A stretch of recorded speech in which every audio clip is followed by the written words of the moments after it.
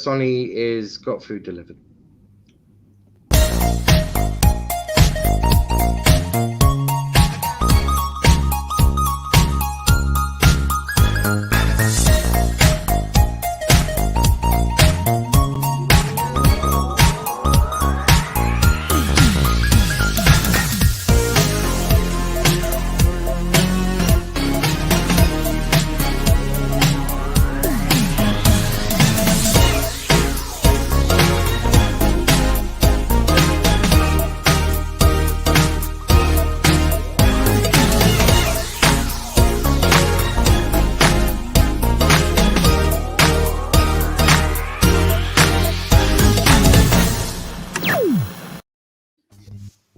What's that snazzy intro, Louis?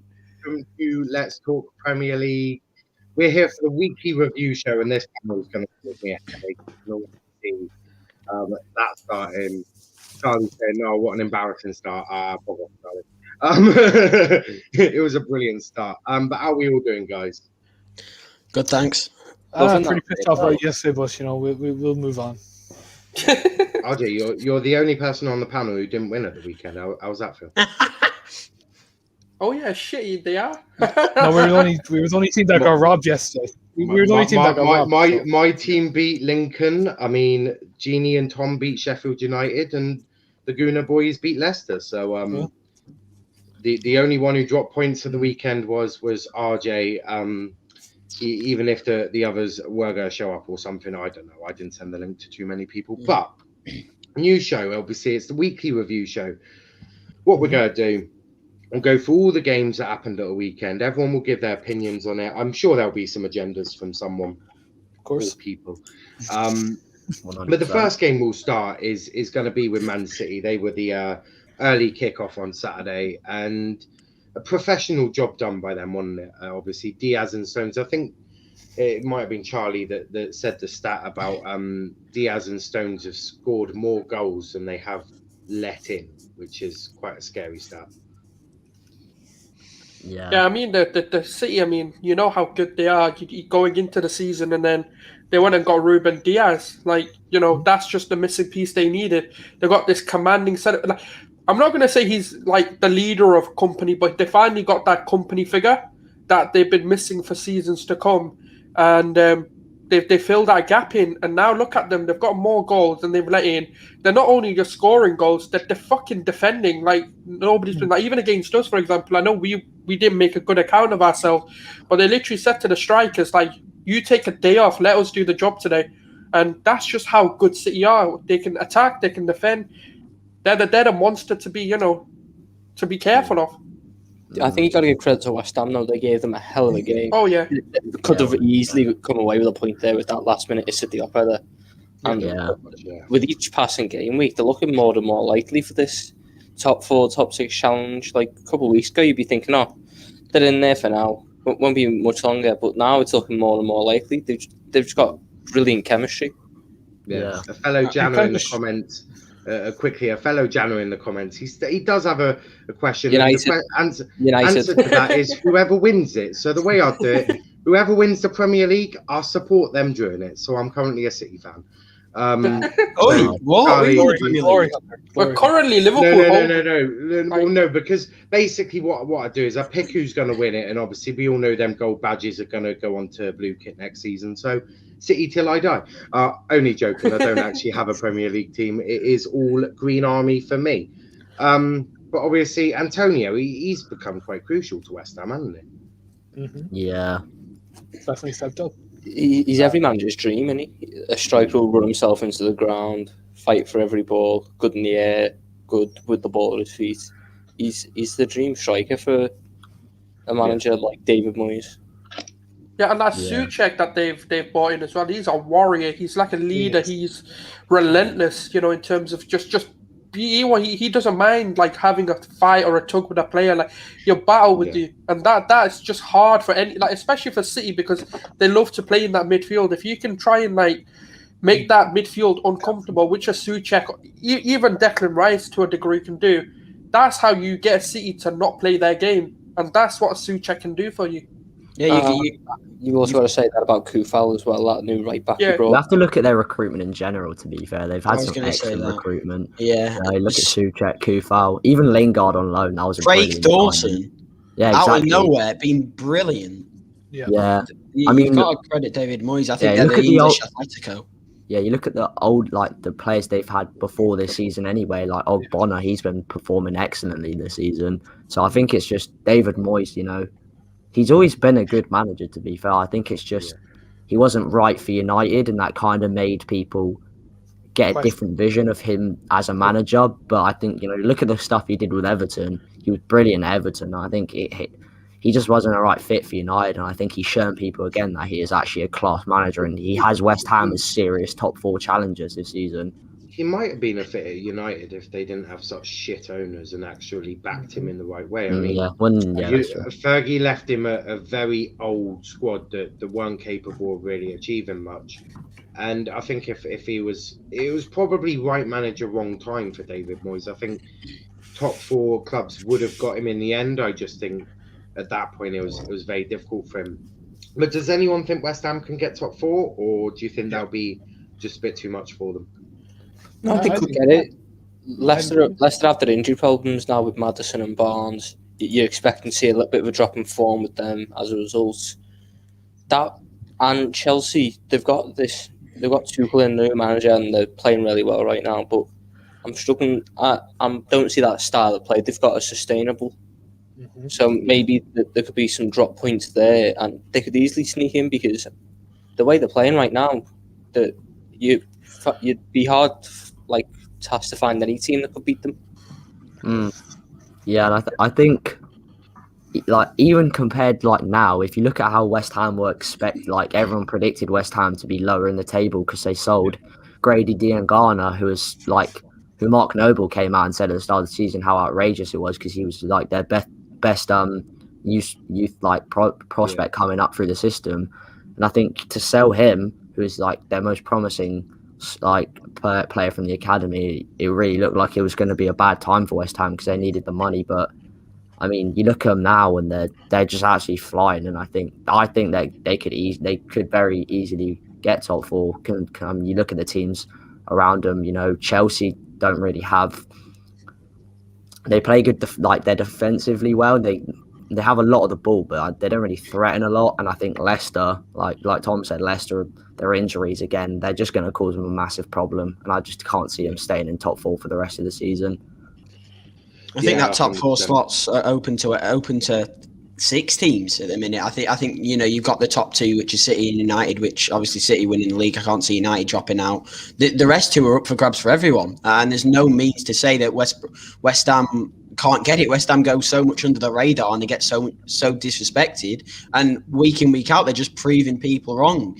They've got to be one of the toughest games City've had all season since obviously their poor start with the Leicester teams. They are so difficult to break down. They're a brilliant team, so they're more than capable of getting it. So effective on the counter attack. I mean, they were causing Man City so many problems with Lingard against whoever the left back was. Was it Cancelo or was it Zinchenko? Zinchenko. Yeah, Zinchenko was really struggling to keep Lingard quiet when he was cutting in through that right hand side, and that's where the goal came from. He just caught Zinchenko, put a great ball in, and Antonio's at the back post. Proper poacher. Yeah, 100%. A couple of comments here. Charlie saying that he's clipping whatever I said. I think it's when I said City till I die, to be honest with you. He is that. Sonny in the comments saying West Ham aren't getting top 4. Charlie saying big up Sonny. Now they're talking now. But Charlie says Cancelo. Tom says Cancelo on the left. Cancelo didn't even play. it was Zinchenko. Cancelo didn't play. What Charlie, I think is, you got that wrong, I'm afraid, young man. Jeannie is calling you out. Jeannie's Zinchenko and Walker. Yeah, Zinchenko and Walker that played. Yeah. Okay, so someone didn't watch the game. Looks like there's going to be a fight. But no, I think everyone agrees that City are going to win the league now. Anyone deluded enough to say they're not going to win it? If they don't win it, I'd be absolutely. Look at RJ's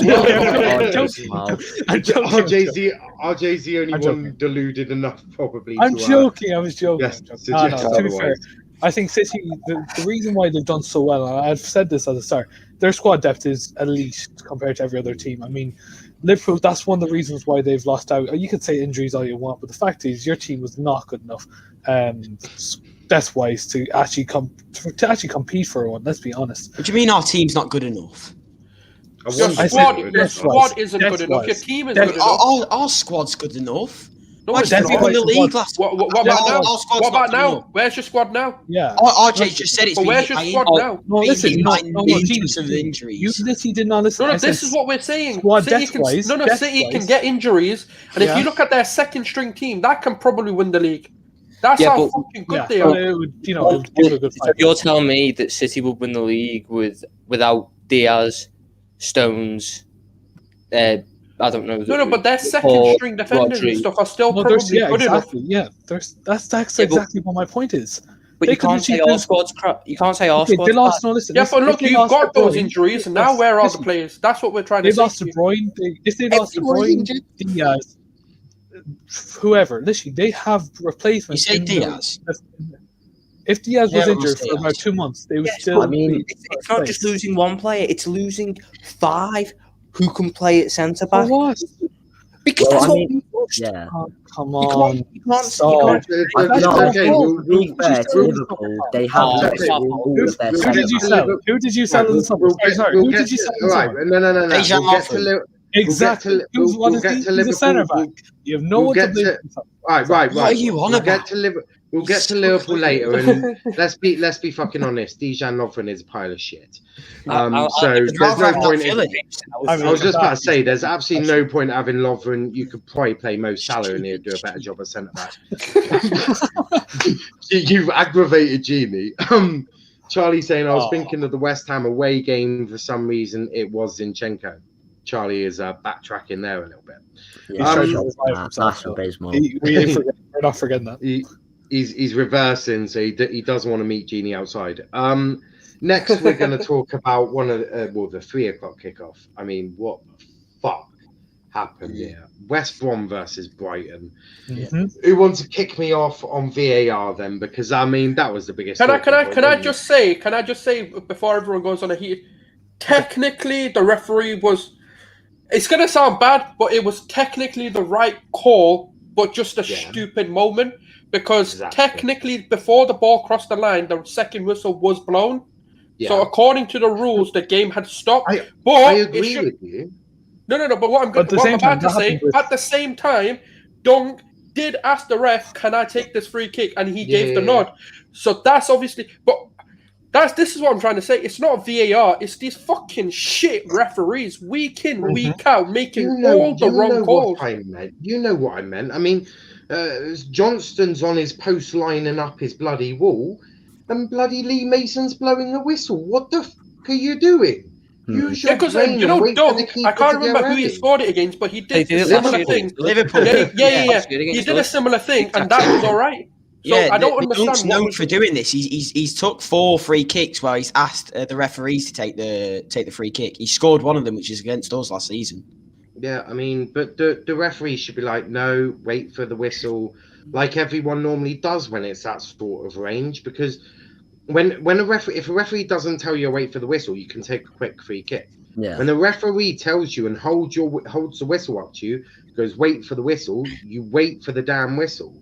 What he's doing it, blowing it when Sam Johnston's clearly not ready on his post. I mean, somehow I think that Lee Mason's probably secretly a West Brom fan. The cheating little cunt. I hate him. I think he's dog shit, utter dog shit. I mean, Yeah, what do you think of? He's had controversy this season, is it? I mean, he had it against Wolves, but Nuno got fined for saying he weren't good enough to referee in this league. None of them are. He's not. Nuno's right. Oh, no, I think Andre Mariner is only one. Yeah, Andre Mariner is the only one I could barely take as a referee. I can barely sort of live with him refereeing a match. The rest of them, go fuck yourselves. Do you think that his injury's all a rubbish story? Because apparently he's injured when he reffed the game fine. I think it's their silly things, and we'll get onto the officiating with Chelsea United. But there's something going wrong with these officials. Yeah, they're definitely being told to do. I think the game with United really now exposed. We'll get to that one later. I want to talk about Brighton because we're gonna get onto referees in a bit, aren't we? With the United game, I'll just bring this up. Yeah. What is wrong with Brighton and their inability to put the ball in the back of the net? Yeah, that's what I was going to say. That everyone calls Brighton a really unlucky team, but I disagree completely. I just say they're completely wasteful. Welbeck missed 2 penalties. Yeah, that's Gross missed the first one. You can't miss 2 penalties. You can't miss 2 penalties, and like you're just being wasteful at that stage. I mean, you look at the XG and the amount of chances they've missed. It's not just like people say it's Maupay, but it's Connolly's missed a lot of sitters this season. He missed one on Saturday against West Brom. He missed one earlier in the season, a really easy chance against United, I think and it Liverpool. was. Yeah. Or it was Liverpool. He misses sitters all the time. It's not them being unlucky. It's just them being extremely wasteful in every attack they get. Because Brian played great football. Everyone knows that, but if you're not going to be clinical, you can't just go around saying you're unlucky. You're just shit at scoring. You're not good enough. You haven't got that clinical striker who's going to actually put away the chances. I feel like Brighton get away with it a lot because they play nice football. Exactly. Get away with it because they don't do this sit-back style like West Brom do, where they sit back. Some would say they're a clinical striker away from Europe, but I mean, realistically, there's still a few shit players in that team. Maybe not Europe, but definitely they're one clinical striker away from mid-table. Well, that would be a fair comment, I think. Yeah, but, I mean, you can't create. They have 4 XG every game. It's unreal. They have always have an amazing XG, like a really stupid XG, but they barely score. Like you can't say that's unlucky. Would you be blaming Potter for that, or just? No. Potter's brilliant. Players. You can't blame the manager for players missing scissors. No. But you know there's just going to be people out there blaming Graham Potter for not getting these goals. Like you just. It's the only reason they play good football. Tactics are creating the chances. It's his inept players that manage to miss every single chance that falls their way. Yeah, maybe it was unlucky after the first few weeks of the season, but now we're over halfway through the season. Now it's not unlucky. You can't use that excuse every time your striker misses an easy 1-on-1 or a tap in. That's just you can't do that. Yeah. As a striker, you're paid to do that. You need to score, and the fact is they're not in the best position. Let's be honest, lads. They're in their relegation. Their relegation. And you can't say they're not. They're not. They're 16th. Exactly. Newcastle are 17th. And they're on level on points with Newcastle. Yeah, they're level on points with Newcastle. Fulham are only 3 points behind. So you're looking at that's going to be a hell of a battle about who's going to get into it. Yeah. Fulham have that striker as well, imagine. Yeah. Now they do. Yeah. Fulham have a much better. I'd actually say Fulham have a better chance of staying up than people. I think Fulham is now they do. Yeah, 100%. They will. Which one of you are watching the Everton game? Because Everton are 1-0 up at halftime. Which one of you is watching the Everton game?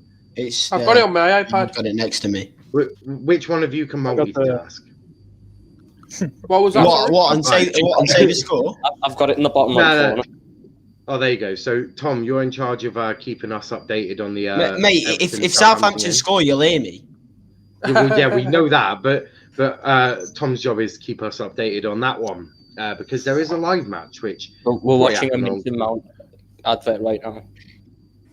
I'm about to say that. Yeah, Mason Mount is a quality player. What a player! It's Liverpool B team playing, by the way. But we will get to Mason Mount a bit later on. It's our second last game that we'll be covering. I wonder why that is.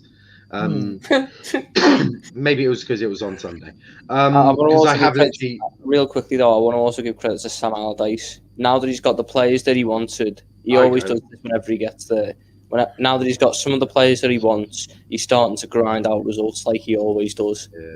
And West Brom could well stay up. Yeah, I mean, I've got a friend who's a West Brom fan, and he says if they get points against Everton, then he reckons they'll stay up. But if not, then they'll go down. But a lot of West Brom fans I've seen on Twitter want them to go down. They want to do something. They want their club to do something similar to what Norwich did, which was go down and keep all their players and get a few more in, because Norwich seemed to be doing all right because they kept pretty much all the players they had in the first place. Maybe. So, moving on to another one of the teams that Tom loves because they play attacking football. You don't care about defending. We're going to talk about we're going to talk about Leeds United 0, Aston Villa 1. Tom, you're obviously very you hold Bielsa's style of football very highly. So do you want to start us off on this one, bro? Well, it's what you expect from a Bielsa team. It's what you expect from a team that has Patrick Bamford up front. They're going to stay up. They are going to stay up by the magic of that Rafinha bloke. He's different gravy. Or him on that right-hand side. You could argue he's one of the top 5 wings in the league this season. He's been that good. But they're just so wasteful with their chances, Leeds. Like Patrick Bamford, yes, he's having a good season. But this is his first good season in the Premier League. He's played like 6 seasons in the Premier League. He's had so many chances. He's only now found a little bit of form, but he's still so wasteful with these chances. And the defence is so poor. Championship standard. They came up and they spent so much money on it, and it's still crap. I think that's just the way they set up more than their defence is just shit. Mate, at that point, then you've got to realise that you may have to start setting up a little bit more defensively, because you cannot leak the amount of goals that Leeds leak and expect to be sustainable in this division. Do you remember when we were ranking their managers on? I think it was Sonny's channel, wasn't it? And who was it that tried moving Bielsa right up there? Like I remember someone tried. Yeah, it was the new Chelsea fan that came on. Yeah, that was the one. And Tom started smashing him back down to planet Earth because he wasn't having any of it. No, Marcelo Bielsa is a good manager, but to say he's one of the top managers in the world is far from it. His biggest achievement in 30 years is a Sky Bet Championship trophy. Even Ollie's United team, which let's not get twisted, they're not the highest scoring team in planet Earth, and even they shot 60 past them. We put 4 past them. Even we put 4 past them. Didn't Dan James get on the score sheet against Leeds? Yep. Like fucking Dan James. And Mick Sauce scored 2. Exactly. That's 2 bangers. Games with 3+ goals conceded. Leeds top it with 8. 8 games where they've conceded 3+ goals. West Brom have 8. Fulham have 4. Palace have 7. Brighton have 5. Sheffield United have 4. Newcastle, Burnley have 3. Southampton have 7. And Wolves have 5. I mean, the fact that Sheffield United are right down there with only 4 just shows how close they are from being that team that could stay up. Just unfortunately, they haven't got the players. But we'll get to that one. That's the last one we'll be covering. But El Ghazi of Villa, he's doing quite a good job at Villa. And obviously, someone had to step up because Grealish was injured, wasn't he? So, I mean, he's not done a bad job there. Obviously, Dean Smith is a manager I rate very highly. I think he's doing a terrific job with what he's got. Yeah, I've watched a lot of Villa this year because I quite like Jack Grealish. And I think, you know, at the start of the season, everyone thought they'd push for Europe. I don't think they're there yet because they still miss the depth in areas. Like in right back, when Matty Cash is injured, you don't want to have a 30-year-old El Mohammadi starting. And you know, I mean, I don't think Mings is good enough for a team realistically that wants to be in Europe. But I think they've got some very good players. I mean, you look at Douglas Luiz. I think he's an excellent player. I think Konsa is a brilliant defender at such a young age. Yeah. Ollie Watkins is very good for the lack of service that he gets. He can be quite clinical. And obviously, Jack Grealish is just a wizard, isn't he? He really can change a game just in seconds. I mean, not having Grealish is going to, like, I really thought they would struggle in these few games so they wouldn't have him. But to get a 1-0 win against a side like Leeds that would attack very quickly, especially against their slower defence, because Aston Villa are known to have it, I thought, you know, Villa did quite well handling it. And I thought El Ghazi, he had a he's been pretty poor this season, but he had that little purple patch in December where he scored like 5 goals or something. I thought I thought Villa were quite good, but I mean, they're still like nowhere near the likes of Europe or pushing Europe, because I don't think like it's similar to most teams. Like they don't have the depth for that yet, but they could get there because their owners are very rich. I mean, one of their owners just sold his airline or share in an airline company for £4 billion. So I mean, their owners are very rich, and I mean, if they manage to keep and look, their recruitment even last like in the window as well, Yeah, exactly, bringing like an Emi Martinez in say, has been absolutely brilliant, because that's what you need. You need that commanding goalkeeper at the back, and then obviously they bought Ollie Watkins in. Now, obviously, people do look down upon the Championship and say, yeah, but can he do in the Premier League? Ollie Watkins is a brilliant striker. He's made for the Premier League. He's got that pace. The only thing that I'd question is whether he's got the physicality, but obviously that's not been a problem so far. So and he's not a tiny man, like as in he's quite tall. He can get a header in as well, which is what a lot of the Premier League strikers tend to miss out and don't really have the quality of headers. You know, when you look at the top players. Ollie Watkins has definitely been the most consistent striker to come out of the Championship for a long time. Yeah. I mean, like, you look at Matty Cash as well, because Matty Cash, he's only been a right back 2 seasons. He was a right midfielder predominantly before the last season in the Championship, and he's been excellent, one of the more underrated fullbacks in the league. And I mean, I think a lot of Villa fans on Twitter were saying that realistically Cash was probably a bigger loss for them than Grealish, because at least they have decent attacking cover in like El Ghazi, Trezeguet and Traore and things like that. But when you have your El Mohammadi as your backup right back, you know, you're going to struggle very much. And I think Matty Cash has been a player that surprised me a lot, because I really questioned whether he'd be able to perform to the standard of the Premier League, being a fairly new right back as well, because he's just learning straight in the position. Do you know what? Maybe Premier League fans might stop looking down upon the Championship now, because it's something that's bugged me a lot, right? Because and the Championship do it to League One. Stop looking down at a league below you, because there are some wonderful talents down there. You look at Norwich and Max Aarons; he's a delight to watch. Look at Ivan Toney. I saw he's waiting to get snapped up.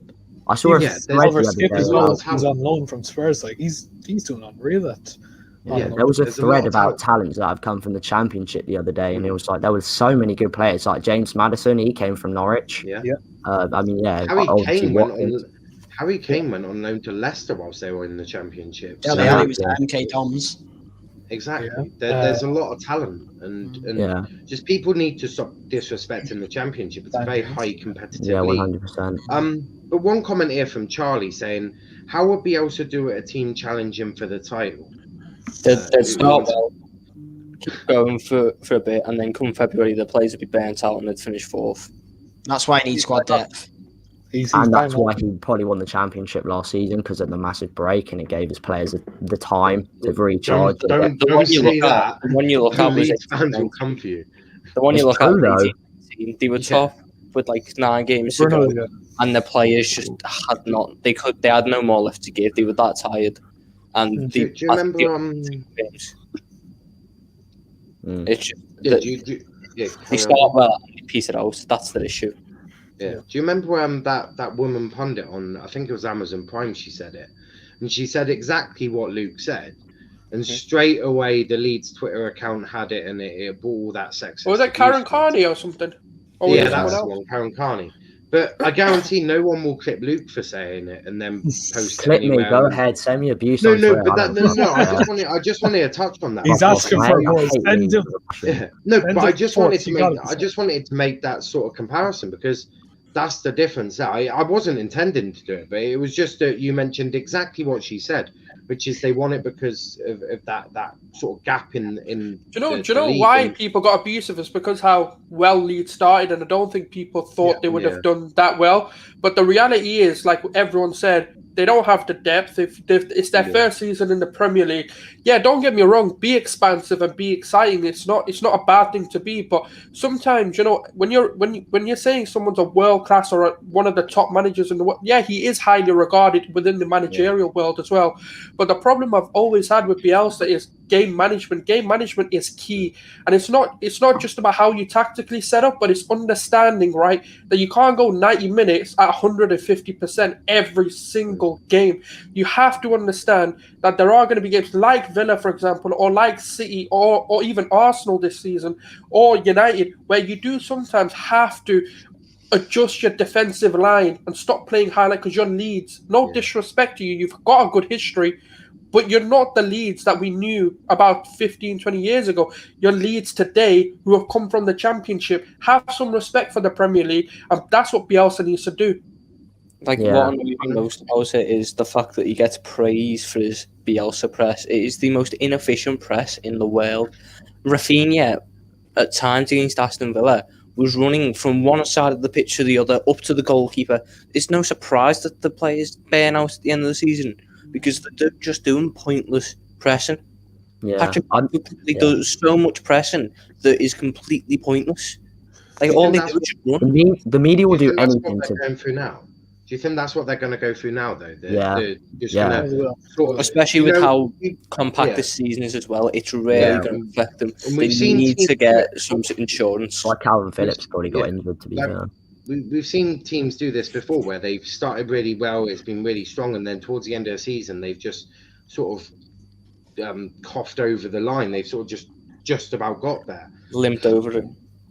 Yeah. I mean, the media will do anything to tweet prop for Leeds. Like they put out a tweet the other day. I can't remember who it was. It was like teams that have won exactly 9 Premier League games, and it was like Spurs, Arsenal, Chelsea, and then Leeds. Like, what's the point of tweeting something out? Like, winning 9 league games is not. Yeah, Leeds are the media's darlings, though, isn't it? They can't do anything wrong. Media's darling because they're a promoted club that doesn't defend. Like Norwich were last season when they started off and they beat City. Everyone was loving Norwich and Daniel Farke and Timu Pukki, and then they just got exposed for not being able to keep the ball out of their own net. Yeah. The reason why all the successful sides that come up from the Championship focus on defence before attack. Anyone can score goals.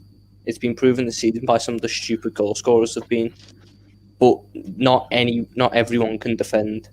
That's the difference. That's a fair point. Moving on to another team that can't defend to save their lives. We did a watch along. Jeannie, I think you were there for it as well. Yeah. Newcastle versus Wolves. I mean, fuck my life. Newcastle and Steve Bruce are the most have a free kick in a good position. Oh, yeah, I can see it here. Yeah, he hit the wall and went over. Hit the wall and over. But yeah, no, Steve Bruce and Newcastle is just the most disgusting team in the world. I mean, Newcastle fans deserve so much. Newcastle fans deserve so much more than what shit they're delivered on a Saturday, because they are such a big fan base as well. They're such a passionate lot. But I've had these boys down at Owen Park in the Championship, and they took at least three something thousand down there. A fantastic fan base. It was fill out St James's Park, regardless of where they are, even in the Championship. And obviously it was a 1-1. Lascelles with the Newcastle goal and Neves. And what the hell was that sort of defending from? Is it Dubravka? I mean, I know they sort of Darlow out, but what fucking? He got a hand to it. Just do your job and keep the ball out. I mean, the thing that some of them get it with Newcastle is Joe Linton. Joe Linton is everything wrong with that club right now. Yeah. Well, no. Like, I mean, how look at their owner. Yeah, but Joe Linton is effectively their own. He's come in for big money and he's been bloody useless. He's come in with all this promise, all this hype, and then all these. I mean, I think it's everything. It's not just Joe Linton though. Like, Steve Bruce and Newcastle are not meant to be like a match together, because they are just they're just shit on every basis. And I mean, look at what Rafa did with this team. He got them promoted and got them. Rafa did it with the worst team. Yeah, exactly. He did it with no backing. Rafa did it with the championship team. Steve Bruce got backing and said, "I'm doing what I did. I did the same as Rafa." But Steve Bruce got 40 million to spend on Joe Linton, who's literally been a 40 million pile of shit. He's got like 3 league goals in 2 seasons. What's it like? How you missed and a been shifted out to the goal. wing, and they have to play Almiron up front. They don't have a good striker. I don't like. And even with a good striker, they played the most negative. They're so negative.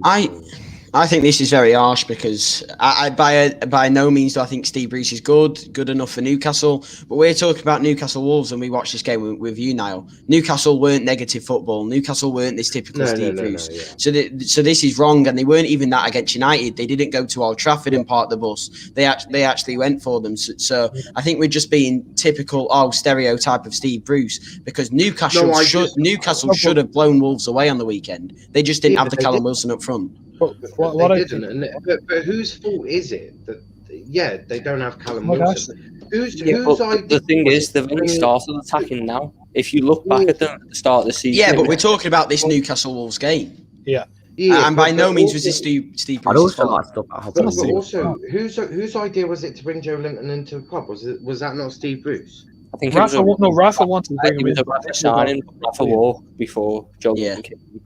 Do you know he probably does a good job under Rafa because Rafa probably plays football that sort of suits him. In terms of this game, I thought in terms of this game, I thought Newcastle, they were improved, massively improved, but it's a bit late in the season to be improving. And obviously, with this being a weekly review show, we're bound to review parts of their season as well. Because it is the first show, obviously. With the upcoming shows, we'll focus solely on matches as well. But being the first one, I thought Newcastle weren't too bad, but again, it was just chances they created, just not taking them. How much of that is Steve Bruce's fault? Isn't a lot, but he also doesn't play the greatest of football. A critical thing in this game, which will affect their season, is their best player by a country mile is now got a groin injury or something like that. I say Maximin, he had to come off injured. And we was watching the game together, Niall, and we was just raving about how good he is. Every single Newcastle attack was coming down through St. Maximin. You know, he had their defenders on toast. Semedo couldn't deal with him. Dendoncker couldn't deal with him. He's a very good player, and if he's injured as well as Callum Wilson, they struggle to get goals as it is. I don't know where their goals are coming from anymore. And the other thing is, why did Dubravka get the head nod over Darlow? Darlow, for me, has been one of Newcastle's best players this season. Yeah, he has to sit on the bench. And do you know what?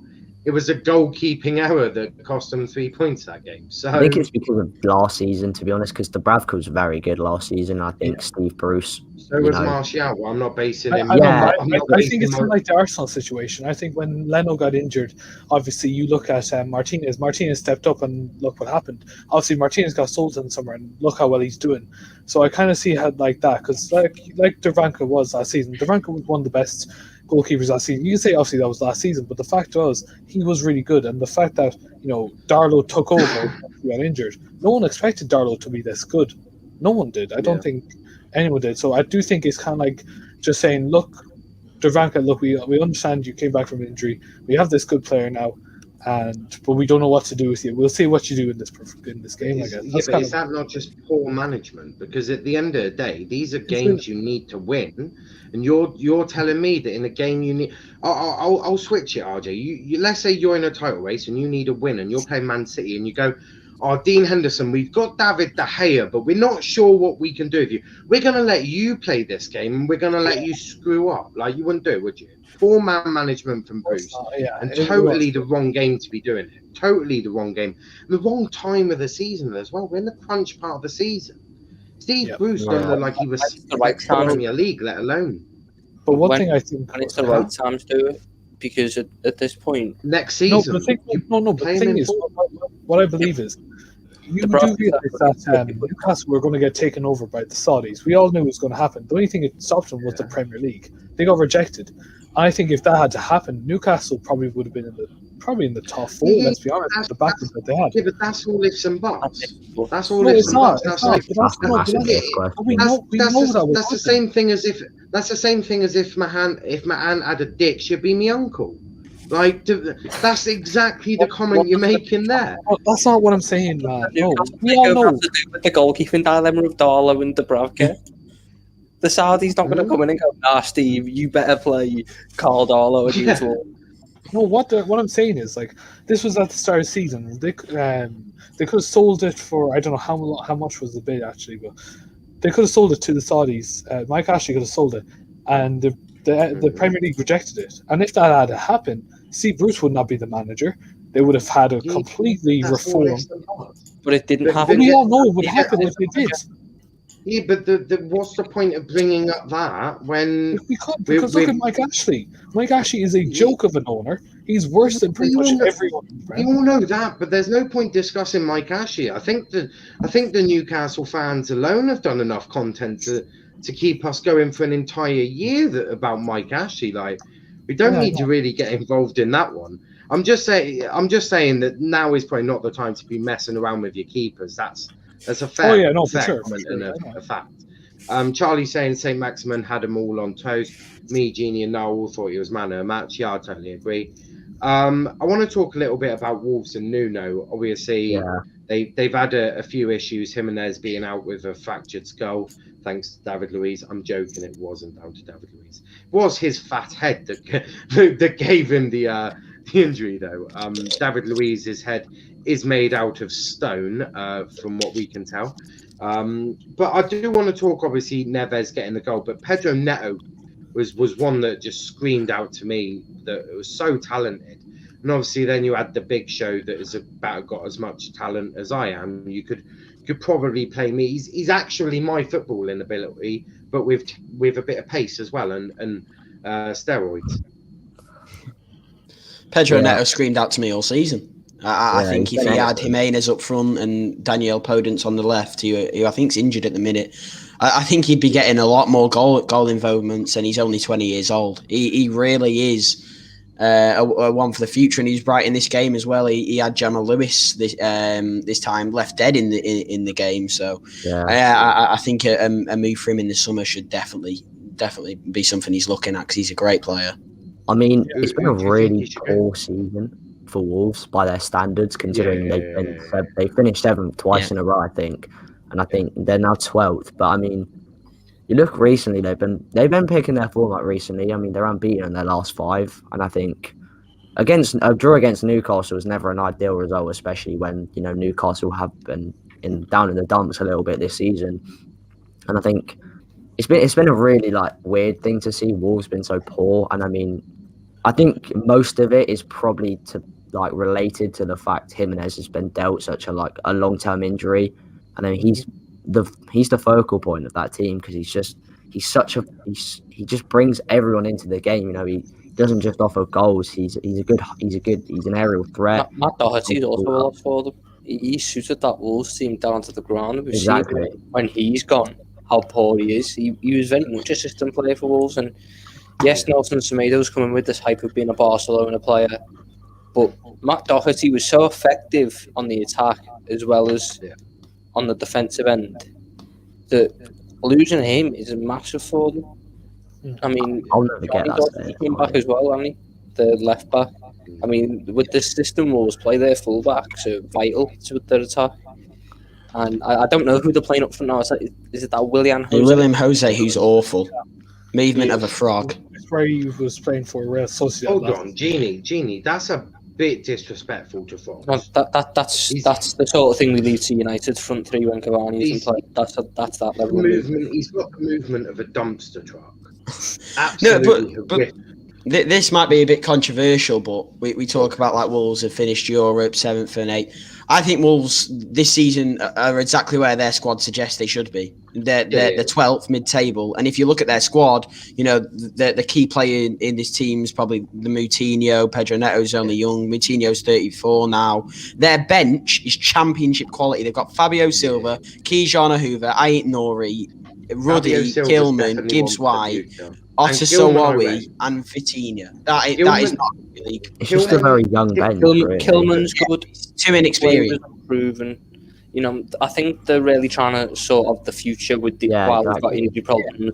Rather than bring in short-term solutions, they're trying to trust the youth. and see if that can benefit them in the long term.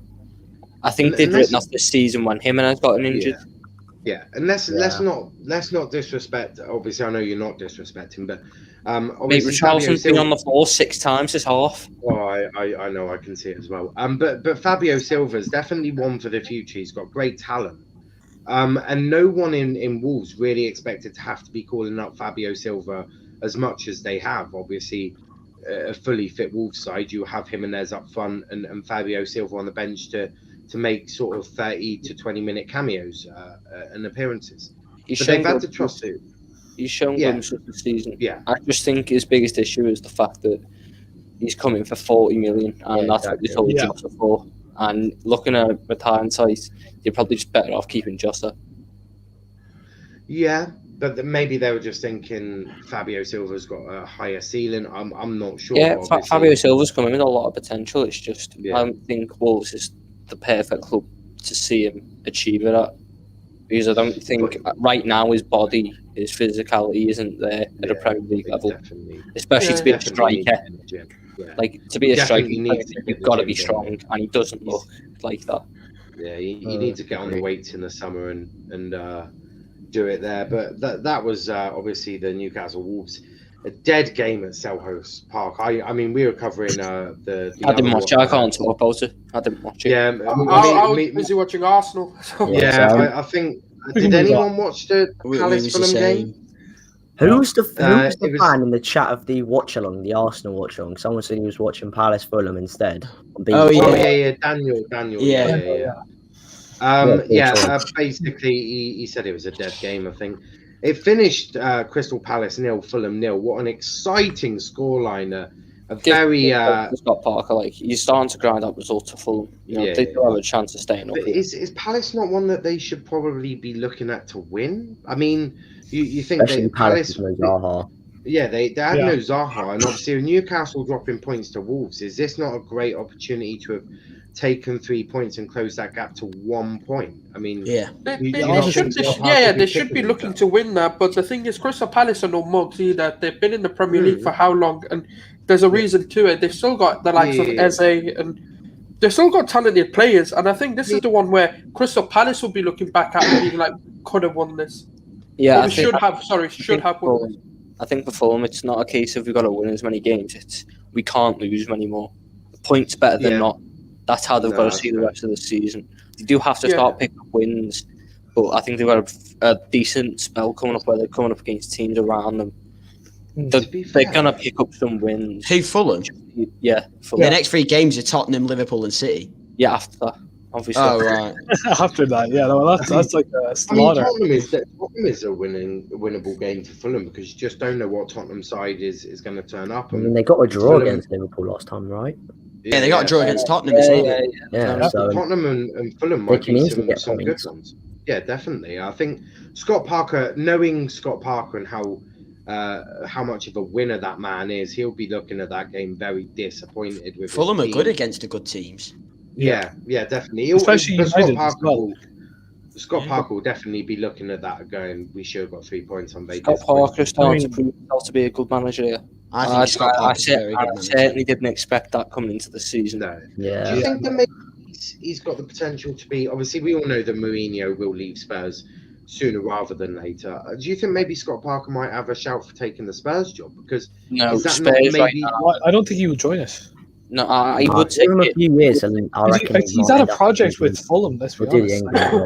Yeah, but come on, Spurs are a better project. I was just about to say that's the most ridiculous comment I've ever heard. No, but listen, you look at what happened with Fulham. They were on the brink of getting the same result as Bury. They were literally came in, and I understand. Look, I understand Spurs is a lot bigger than Fulham. We can all agree that, yes. Yeah. But at the same time, you look at what they have to do. They're rumored to sell Kane, right? They're rumored to sell Kane. Without Kane, Son isn't good, so they probably sell Son as well. Yeah. Who else do they have in their attack that's actually? Well, they will go recruit. It's not like they're just going to sell and do nothing. You rate Troy Parrott a lot. You try putting him in. You try putting him in the tier below world class. So I mean, you clearly think without Harry Kane there is definitely that guy to replace him. And I just want to let you know that Troy Parrott has had a couple of games at Ipswich, still 0 goals to his name. He's Not also being a great one. He's going on bad form, you know. Yeah, bad form, my backside. Maybe real abilities coming out.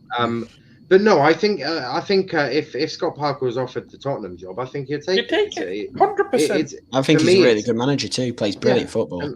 I very energetic. But I think if Mourinho doesn't win anything with Tottenham, I think Scott Parker isn't the right manager because they need someone who will win something soon. They need to get past this mental blockade of winning something and then have a project.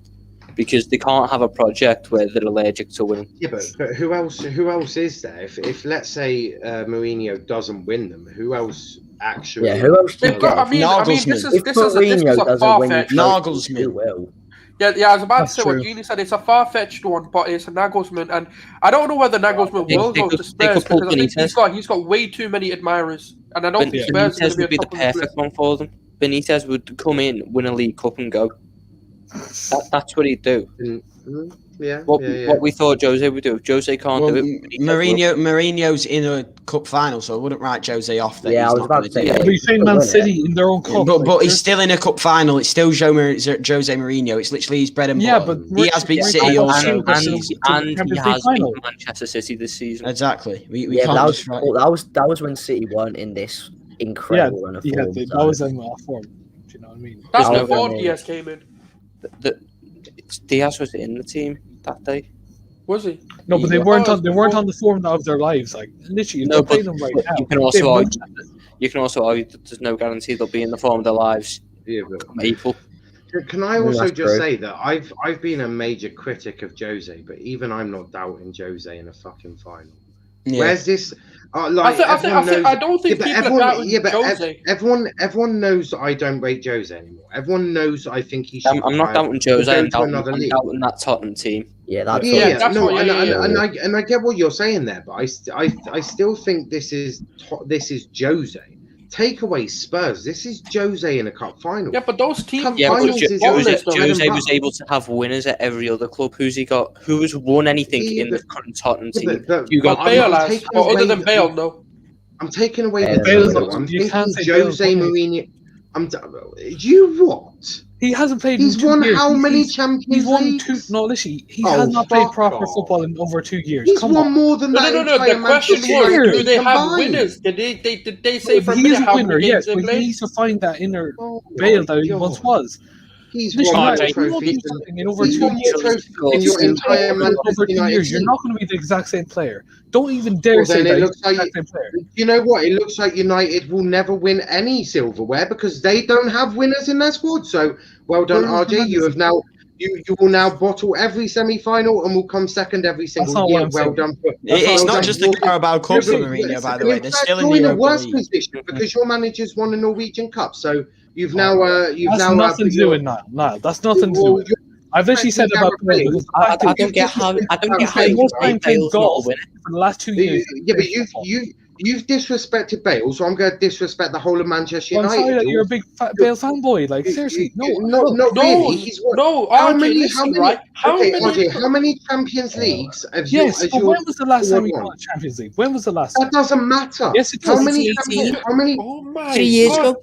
It 3 does. years ago. That's How He many it. won times- 3. What He did won you Copa do? del Rey's and he won a La No, Liga as yeah. well. The guy has How- won. Well, Single-handedly. What's United players won? Tell me what you. How many Champions League have United players got? God, I'm not comparing them. I'm Gareth literally Bale. telling you how the facts are. He's played more golf Facts than is he Bale's has. won. But, In fact, RJ, you he can't scored deny the that now. winner in one of them. RJ, I you know, can't listen, deny that now. When did I Now- ever say now that his he's got a achievements bit were of game time. Now invalid? he's got a bit of game time. Is he finding form again this season? Yeah. Is he finding form Slowly again? but surely, yes. Yes, he is. Yeah, in the last, what was it, 5 or 6 games? I've seen a stat. He scored 4 goals, created about 10 I chances, understand. and I think he's got like 3 assists or 4 assists or something. So he is finding a bit of form. Yeah, yes, I But understand. also, you can't take away a winner's mentality. Someone who's won something will always have that instilled within them. Well, not if he's not playing for 2 years and treated like the way he was by What Zidane. about Cavani? Yeah, but he would still you knows say how to win Cavani- trophies. Would you Listen, say Cavani has a win? Would you say Cavani has a winning mentality? he lost it for sure because he did not play for 6 months. By the way, Pep also took a He break from does have football one. entirely. He does Is he have- now not a winner? He is a winner. After but what I'm Barcelona, he telling took a break from Yes. football entirely out of the sport, not even involved in the sport. I know, Is he yes. now not a winner? He is a winner, but what I'm telling you, Exactly, bro. Listen, no, There you go. You said it yourself. Listen, what I'm telling you is you cannot compare Bale from 3 years ago to now. You physically Who's can't. saying he's the comparing- same Man ability? did. We're saying, has Man he did. won? Is he No, a Hold winner? on, Has hold he on. won? No. Yes. I didn't know. I didn't compare the Bales. I said that Bale has won stuff. I never Yes. once said that the Bale ability is still there, but the winning mentality, his mental brain, his mental Yes, I know, capacity but that's my is point. still going to be a winner. That's my point. But you have to Don't understand it. put- If you don't play, don't put words in my mouth. if you don't play for 2 years, you're going to be affected badly, He and did. that's He how it was. 20 games last season. He literally He played played 20 50 games games last last season en route to a La Liga trophy, but he hasn't Yeah. played. What- So is 20 games now 0? Like, He You know has a La United- Liga. He has a You La gotta Liga. be like- No, you can't. That's You why can't got say he shit. hasn't played and then he's In played that- 20 games. in Wait, that what- comparison, hold on. United have won 20 games away, so now that is United haven't won away in 0 games, because 20 is apparently 0. You don't, I mean, come on, You don't bring in a United 20 into the equation, man. Just because I'm a United fan does not mean you have to put them in. We're talking about 20 Spurs. games is a lot of games. I mean- 20 games is a lot of games, right? It's 20 games, not a lot of games. There's quite a few games. Yes, it is. And he's played a lot of internationals as well. That's not taken into account every time he's gone to Wales internationally, right? RJ, would So you you say can- Sergio Reguilon's a winner? I mean, he's young enough, but I'd say he has that mentality. Yeah, because he was brought up. He's brought up under Marcelo. He's brought up literally. That's how it was. Yeah, but What's the what's difference between regular him and Bale? one though? We'll Pedro get to played some. last year. He's learning. Actually, He's we'll learning do- under Marcelo. So he's We'll- Marcelo. In fact, we'll lead into Spurs right now because we're already there with Bale. It obviously finished at the Tottenham Hotspur Stadium. Was it 4-0, I think? What, I we didn't skipped know. off? 4-0. Yeah. And Bale getting a goal and an assist. So And not can I bad, just say what an assist that was as well? Yeah. That was a No- phenomenal ball. not bad for someone with that winner's mentality. And Bale.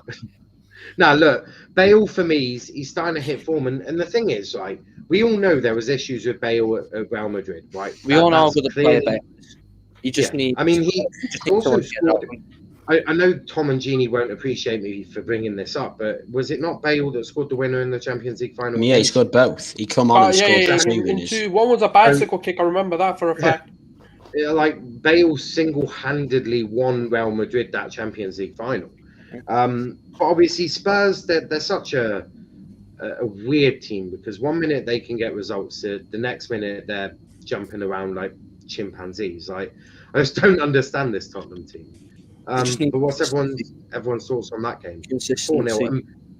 And Burnley It- are Do you know what that reminded me of? Was the way they started the season, where they were just oozing in transition. They had brilliant plays of ball. Like even if you look at that Son pass to Bale's first goal, I don't think anyone's seen that because everyone thought he'd go far post, not kind of like cut it across kind of thing. And then even when you look at the Lucas like Reguilon's ball into Lucas Moura to score that, the composure from Moura. I know Moura's not their best player, or he may not get the plaudits and everything, but that's a quality composure. That's the sort of things you need to look for. It was summed up perfectly from one of the commentators. They were absolutely brilliant in their transition. They were relentless in their transition. What they did was they played wide and played narrow at the same time. They had enough players going forward to play the wide positions, and they were doubling up on the wide. And that asked a lot of questions from the defence. And to be fair, Burnley just didn't have any answers for anything they tried to do. Yeah, I think you've got to give credit to Mourinho a little bit there as well because what he did was he took the reins off that front four yesterday. I don't know if it's the first time they've all played together, but he didn't make them track back as much. He just told them to go do what they do, and it paid off for them yesterday. Yeah. I think all four. Yeah, he said that in his post match. Actually, he just said, "I wanted to let them go express themselves," and that's exactly what they did. I think Spurs getting the early goal was key because if a team playing Burnley gets an early goal, then Sean Dyche said if a team gets an early goal against Burnley will struggle because Burnley are a team that will sit back and if Burnley don't concede- win many games by 4 goals. They Yeah, thrive exactly. off them 1 goal. They need to like let the game simmer for a bit so they can find a way into it, so they can let their style of football kind of like take place. But Spurs getting an early goal just like it was they had no way back into it really, because you couldn't see Burnley scoring more than 2 because they rarely do that. Yeah, I mean, I thought Spurs were very good. RJ, what did you think of the Spurs Burnley game? I mean, it was the first time I think Jose got his nail on the coffin. Really think about it. The lineup was perfect, I do believe. You look at the attackers. Best time of the season. I mean, like, I wouldn't say the first time, but I think in a long while. I mean, the game against West Ham was poor. I mean, he did. I think he got it wrong in the West Ham game. Obviously, West Ham. No, I get you. I was just clearing up the fact that he didn't mean this season because he has. No. But it's the first time in a good while. Do you know what I mean? That's what I'm saying. Yeah. But no, I think it was a great performance. And obviously, you look at Burnley, they are hard to break down sometimes. Obviously, we won't mention who was lost to them, but we move forward. But what I will tell you about Burnley, the fact that obviously they did lose 4-0, which is kind of surprising, but at the same time, you look at their Spurs attack. I mean, that's world class right there. If you know what I mean, Son, Kane, Moura, and Bale. So Yeah. I mean, not surprising. Their defense. You've got defense, yeah. You've got a slightly better version of Maguire and Lindelof at the back with Dyer and Sanchez. Yeah. I mean, I don't think. I say same level. To be fair. Wasn't it Alderweireld that played yesterday? Yeah, it was him that played. I just think he's struggling a little bit with injuries this season. He's getting up there now. Yeah. Also struggling at this age. But we'll move on from that because the next 3 games, obviously, all of you are here. What a brilliant place. We'll start with relegation threatened Arsenal. Obviously, we'll all remember the comments at the start of the season where everyone, myself included, were like, Arsenal, you're going down to a championship. Enjoy Luton Town away. Mikel Arteta, Tapas Pulis, as I'm now going to start calling him. He actually has not turned it around. He's beaten teams he should be beating. Obviously, the first thing I want to say is I wish Harvey Barnes all the best and hope he recovers. I hope him and Smith Rowe both the best. I don't know. I know it's a muscular injury. He's having some tests done. We don't know exactly the length of time he might be out. But yeah, and Harvey Barnes. I mean, the Euros are coming up, and we need them both really. Don't need Smith. We don't. I don't think we need Smith Rowe. I think Smith Rowe. We've got Grealish and Maddison. We don't. We need Maddison because he's injured. Yeah. We need Foden. That's who we need to take. I think. Yeah, Foden's not going to get injured, is he? We need Smith Rowe to be sat on the sofa cheering England on, like any normal fan, because we don't need Smith Rowe at the Euros. What a ridiculous comment, Sauls. We don't need. We need Saka. That's who we do need from Arsenal. No, they're a package deal, mate. Take them both and take them on that. No. What I do want to, all right, on the game then. What I do want to say, right? Yeah. So, I was reading the statistics since the Chelsea game. Obviously, your scorers were your goal scorers is what surprised me. I just want to say, Luiz, Lacazette, and Pepe, arguably the 3 guys that have been given the most shit. I'm going to be honest with you. Pepe's not so surprising with his recent form because he has Willian assist. Willian was brilliant. Willian cashed in his second of 3 good performances this season against Leicester. I'm hoping his next one against Tottenham, and I'll be fine. As long as Willian drops a masterclass on Tottenham's head, then I'll be happy. I don't care how shit he plays the rest of the season. I just need a Willian masterclass against Tottenham, and I'll be happy. I'll be content. Wait, Luke, you actually want him to play against Tottenham? I thought you'd want a stronger lineup than him. Come on, don't forget. Willian has 1 good game every 10 games, so he's already cashed in the money in the bank for this week. No, he has 3 good. It's not 1 every 10 games. It's 3 good performances a season. He's used 1 up against Fulham at the start of the season. He used 1 up against Leicester. He's got 1 more left in him, so he's got to use it wisely. So. Yeah, I mean maybe. Even on that game, we rotated heavily, obviously, which was expected from.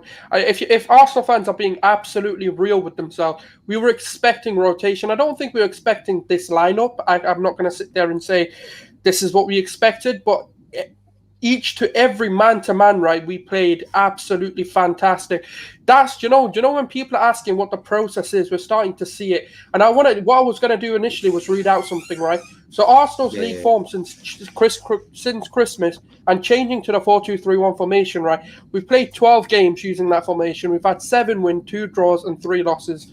We've scored 22 goals scored and 9 conceded. So clearly we're starting to see unravel what Arteta's trying to get from this team.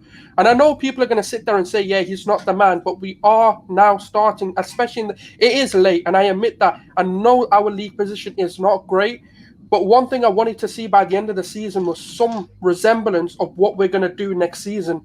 And now, I think now that he's found the system he wants to play, he can now go into that window and be relentless with the players he wants to get to fit that system. He should have already. No. But yeah, I know. But the problem is, right, COVID came in the middle, and I think with the players he had, he couldn't play that system. I think bringing in a party allowed him to play this 4-2-3-1, and then bringing in potentially Gabriel as well has allowed him to, take more risks and play that number 10, because our defense was shit. Like, we've known that for many, many times. Like, we've never had a good defense. Now that we're solid at the back, you know what this reminded me was? A Wenger ball with a good defense. That's how I seen this game, because we were disciplined man-to-man. We played very well attackingly, and we did keep Leicester out. Granted, they've had a lot of injuries. Apart from the first 10 minutes. Yeah, but after that, they couldn't do anything. Yeah, but I think it's unfair to... And that's the other thing. I think it's unfair to say that the defense was amazing, like butter on toast. Because but what I'm trying to say to you, that first goal was embarrassing. If that's my team, what I'm saying though is once we cut these individual errors out, because that's not a tactical thing. Arteta's not saying, "Coach Xhaka, please make them go through and go." That's not what he's trying to do. It's once we get those mistakes out of us, our defense. You can't cut out mistakes. You've got to make sure that the mistakes aren't costly. Mistakes are always going to happen. The issue is the players that you've got right now. The mistakes don't happen further up the pitch. They happen too close to your own goal. That's your issue. This is what I'm trying to get to. Like, after that, yes, granted, that mistake was embarrassing. We've had too many of them. But the one thing that we've done in this game that we haven't done previously was not let that be the defining moment. Because after that, Vardy was through and go. And guess what? Mari absolutely, firstly, paced him and then buoyed him. Man chatted shit and got banged by Mari. That's what I'm going to say. Because that's what happened, right? And then secondly, they were quiet after that because we were just oozing with confidence. We were playing the ball right. And when you go back, because I watched a lot of the games in the Premier League just before this show, and the one thing that we did really well was we pressed as a team and we attacked as a team and we defended as a team. You'll always see 3 players in and within around the ball. So if we didn't get the first ball, guess what? That second player was always going to get the ball. And that's what we're starting to see. And also we were 3-1 up, and guess what? Every single man was still pressing.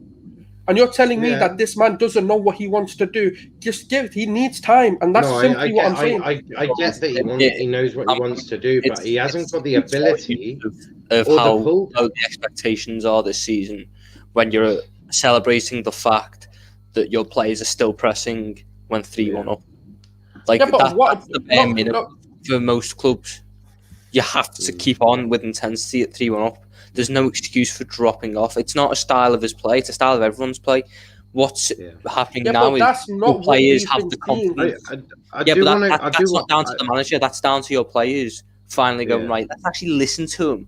Because he's been saying it the entire time, but the players have actually decided, fuck it, might as well listen to this fella who harps on us every day. Let's do it for a little bit. And you're getting results. But performances, while improving, they still aren't there yet. I do want to go to Luke on this. Obviously, you're an Arsenal fan as well. And what were your thoughts on the game, obviously? Right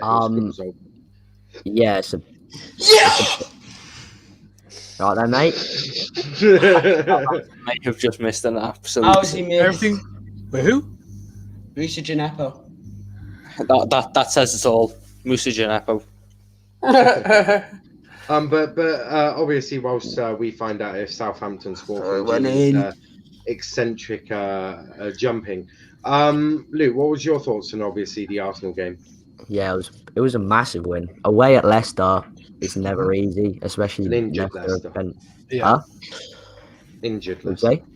Yeah, Injured Leicester. No James Justin. No Madison. yeah, but you still have to and now remember that this was a heavily rotated Arsenal side. I mean, we had Willian, El Neni. I understand, yeah, but like, Jimmy, don't look at this like you bet Leicester. You bet a Leicester that was like you bet. It's kind of like the scenario with How am I Chelsea. supposed to look at it? We beat Leicester.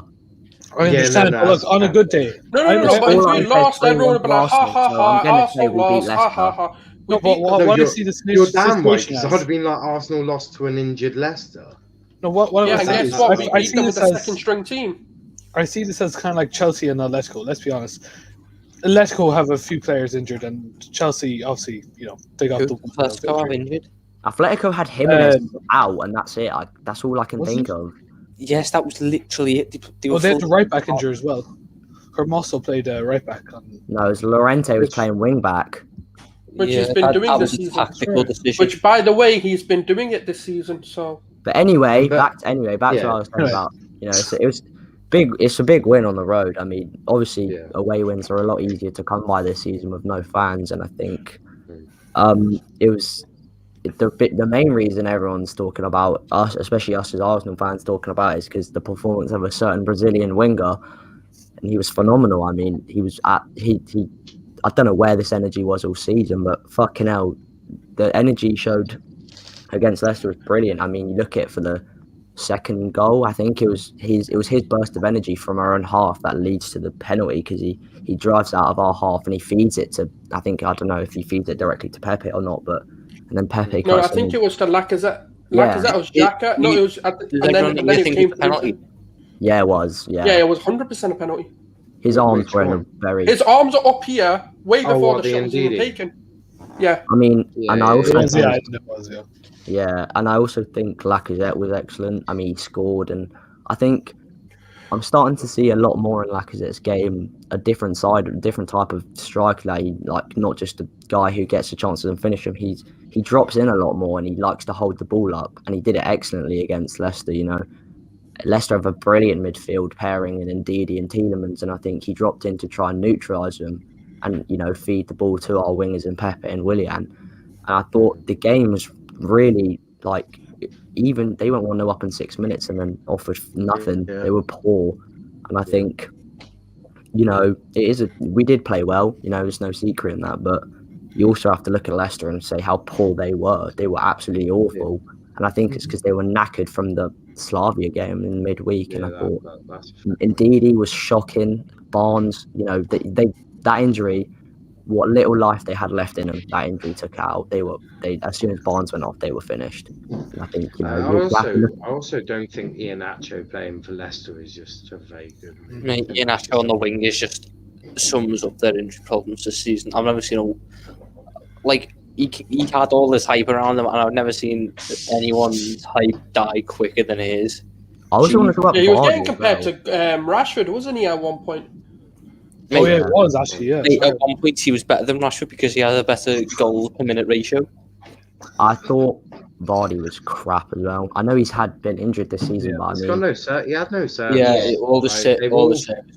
He had surgery recently, not too long ago, and I think that's kind of taken some of his pace away from him, because he looked he looked really off the pace, compared to the usual. Do we think that Leicester are now going to sort of stumble? Do you think? Yeah. I'm not going to use the word. I see this. I think it'd be unfair. I see this as a little. They have got a lot of injuries. They've got a lot of injuries. I think it's not just injuries. It's who's injured. Yeah. And they're the players who would have been, like Maddison, for example. If let's say Vardy's having an off game, Maddison would have been the one to step up and win a game like that. And then you've got James Justin, for example, who is having a good season. Well, had a good season. Obviously, now he's injured, and now obviously Harvey Barnes. I'm pretty sure he'll be out because Leicester reported that he's going to be having a surgery or he's going to have some sort of operation. Yeah. I'm not sure what extent that is, but that's basically a season-ending injury at this stage. It was stretchered off and put that in an air cast, and that doesn't happen unless it's something serious. Me and Jeannie were watching the watch along, and it looked horrible. His leg proper extended, and it was horrible. Charlie, do you lot do refunds on players? Because Brendan Rodgers would like a refund on Ian. I mean, they could just give 25 million. I mean, it wouldn't hurt them, would it? Yeah, it wouldn't hurt Nah, them. not but to Saudis, I'll tell you, they have enough. it'd make a lot of difference to Leicester, though. Oh my days! How are they missing these chances? Because it's Southampton.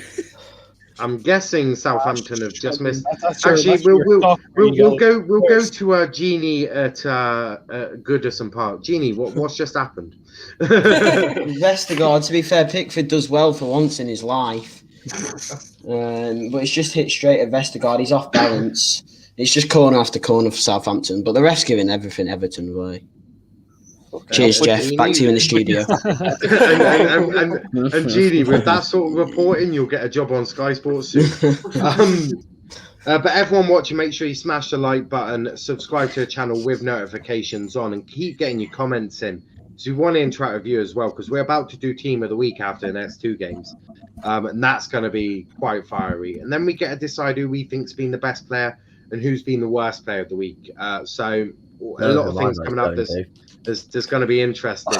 Charlie saying Vestergaard should have scored. Yeah. How was he missed? I'm guessing Tom's a little bit behind Genie. I've just received. Yeah. How did he miss? Genie's ahead of everyone on this. So. Mate, he fell over as he hit it. How do you fall over? Oh. Genie is our reporter at Goodison Park, as you now notice. But moving on from Leicester Arsenal, obviously Stamford Bridge is our next one. You can say VAR got another thing wrong. No. As a former referee and a person who's done Refs Watch on another channel, I looked up the handball rule. It states clearly that if a hand is above the shoulder and it hits the hand, it's a handball. So it's a penalty, regardless, right? It is a penalty whether it was intentional or not. VAR's properly fucked up there, because I even looked at the FA and I wanted to make sure I got the right law, so I made sure to check the FA website, and that was the law that came up. RJ, what? Not RJ, Niall. What's the ruling on if another player's arm has pushed him? It's like, no, because at the point of no, because I'm not saying this happened, but just yeah. It didn't go into so much detail. I'm guessing that's where it leaves it up to the referee to use common sense. If you can see right there. Yeah, no, I can see that. We've all seen it. Yeah, this is great. Full video. I'm just happy United didn't get something. I'm not going to lie. They've had some questionable decisions. What I want to talk about as a former referee, being very frustrated watching the referees right now, because I am truly fucked off with them now. Went on a huge rant about them. I basically said we might as well just do FIFA no rules for the rest of the season and just make up as we go along. Because that would be enjoyable to watch. Do you know what? Another thing, the amount of rule changes that have happened in the past. It's pathetic. It's absolutely like the amount of rule changes that have happened in the past 2 seasons is also disgraceful. Yeah. They're trying to change the handball rule again, aren't they? Because it's still because referees are misinterpreting or whatever. But RJ, obviously, at this point, they might as well just do like what they do on some of them like Saturday night shows, where they just chuck a camera in someone's living room and just let them ref the game. Yeah, might as well. It'd probably do better. I've offered the FA that I'll VAR every referee every game of the weekend. I'll do it all at the same time if you fucking want me to, as the decisions take about 5 seconds to make, and then I can scream abuse at Lee Mason and Stuart Atwell. But RJ, obviously you're a United fan. Yep. I'm presuming you're quite fucked off that you didn't get 3 points, especially of the penalty that should have been given, in my view. And before people say, "Oh, you're a United fan," no, I just understand the laws of the game better than you. That's not me. That's not me showing bias. It's just me understanding the rules a bit. Gineppo might be done. Yeah, Gineppo might be done. He's hobbled off. It was a non-contact. He's seriously injured. We'll go to Genie in a second on that one. But RJ, what were your thoughts on the United game? I mean, both teams were quite poor. The finishing was absolutely horrendous. I mean, first half, Harry Maguire and Victor Lindelof actually looked good for once, let's be honest. There weren't enough chances to question the There finishing. was enough chances. There was. United have enough chances. United did have Let RJ finish. United have enough chances, especially in that 85th minute. McTominay should have crossed it in. Bruno, James, Rashford, if that had to land on any of their heads or even their fucking feet, that's in a goal. Because let's be honest, Mendy's not good with crosses. We all know it. Anyway, as well as for Chelsea, Olivier Giroud playing up top with no one helping him out. That's probably one of the stupid decisions that Tuchel's ever made. Because let's be honest, I rate Olivier Giroud. I think he's one of the most underrated strikers in the Prem, and he is for a reason. That's why he starts for France every time. That's why he's always playing with Kylian Mbappe. Because the fact is, just shit. well, that yes, of course, Jesus, way to make the obvious. But no, no. What I believe is, I think United. I think we lost. You know, obviously, Cavani's obviously, and obviously, I think he's a crucial player for us. Because let's be honest, Greenwood is good, and I do rate Greenwood. I don't think he's ready yet for that centre forward position. He does try and go back to the right wing, but this, I think he showed signs of a true centre forward when he was always staying there. He was always doing well. I thought he had a good game. I did, yeah. I just think he was very quiet. I don't think he tried to get into the one last corner. For me, yeah. I was just about to say, RJ, hold your thought. Genie, one last corner, keeper's up. It's whipped in, headed out. Oh, Sada. So it's going to be finished. Pickford came out and slipped, but Danny Ings didn't capitalise. It's all over. It's a rubbish game anyway. I'll tell you what, Socrates took a tear. I don't remember Chris Kamara seeing a goal the ball and then go sod off. Hopefully, we'll do We'll next Monday there'll be a game hopefully, and we can get more instant live match reaction from Genie. He can be our Let's Talk Premier League sports correspondent over wherever they are, watching from the comfort of his own living room. But RJ, obviously back to you for the United game. Yeah, one thing I would say is I think my man of the match was actually Dan James. I think his tenacity throughout the whole game was. He never gave up, and I obviously knew that you could say Shaw played well. He did play well. Obviously, I do agree that he deserves a shout. But for me, I actually think he had quite a quiet game.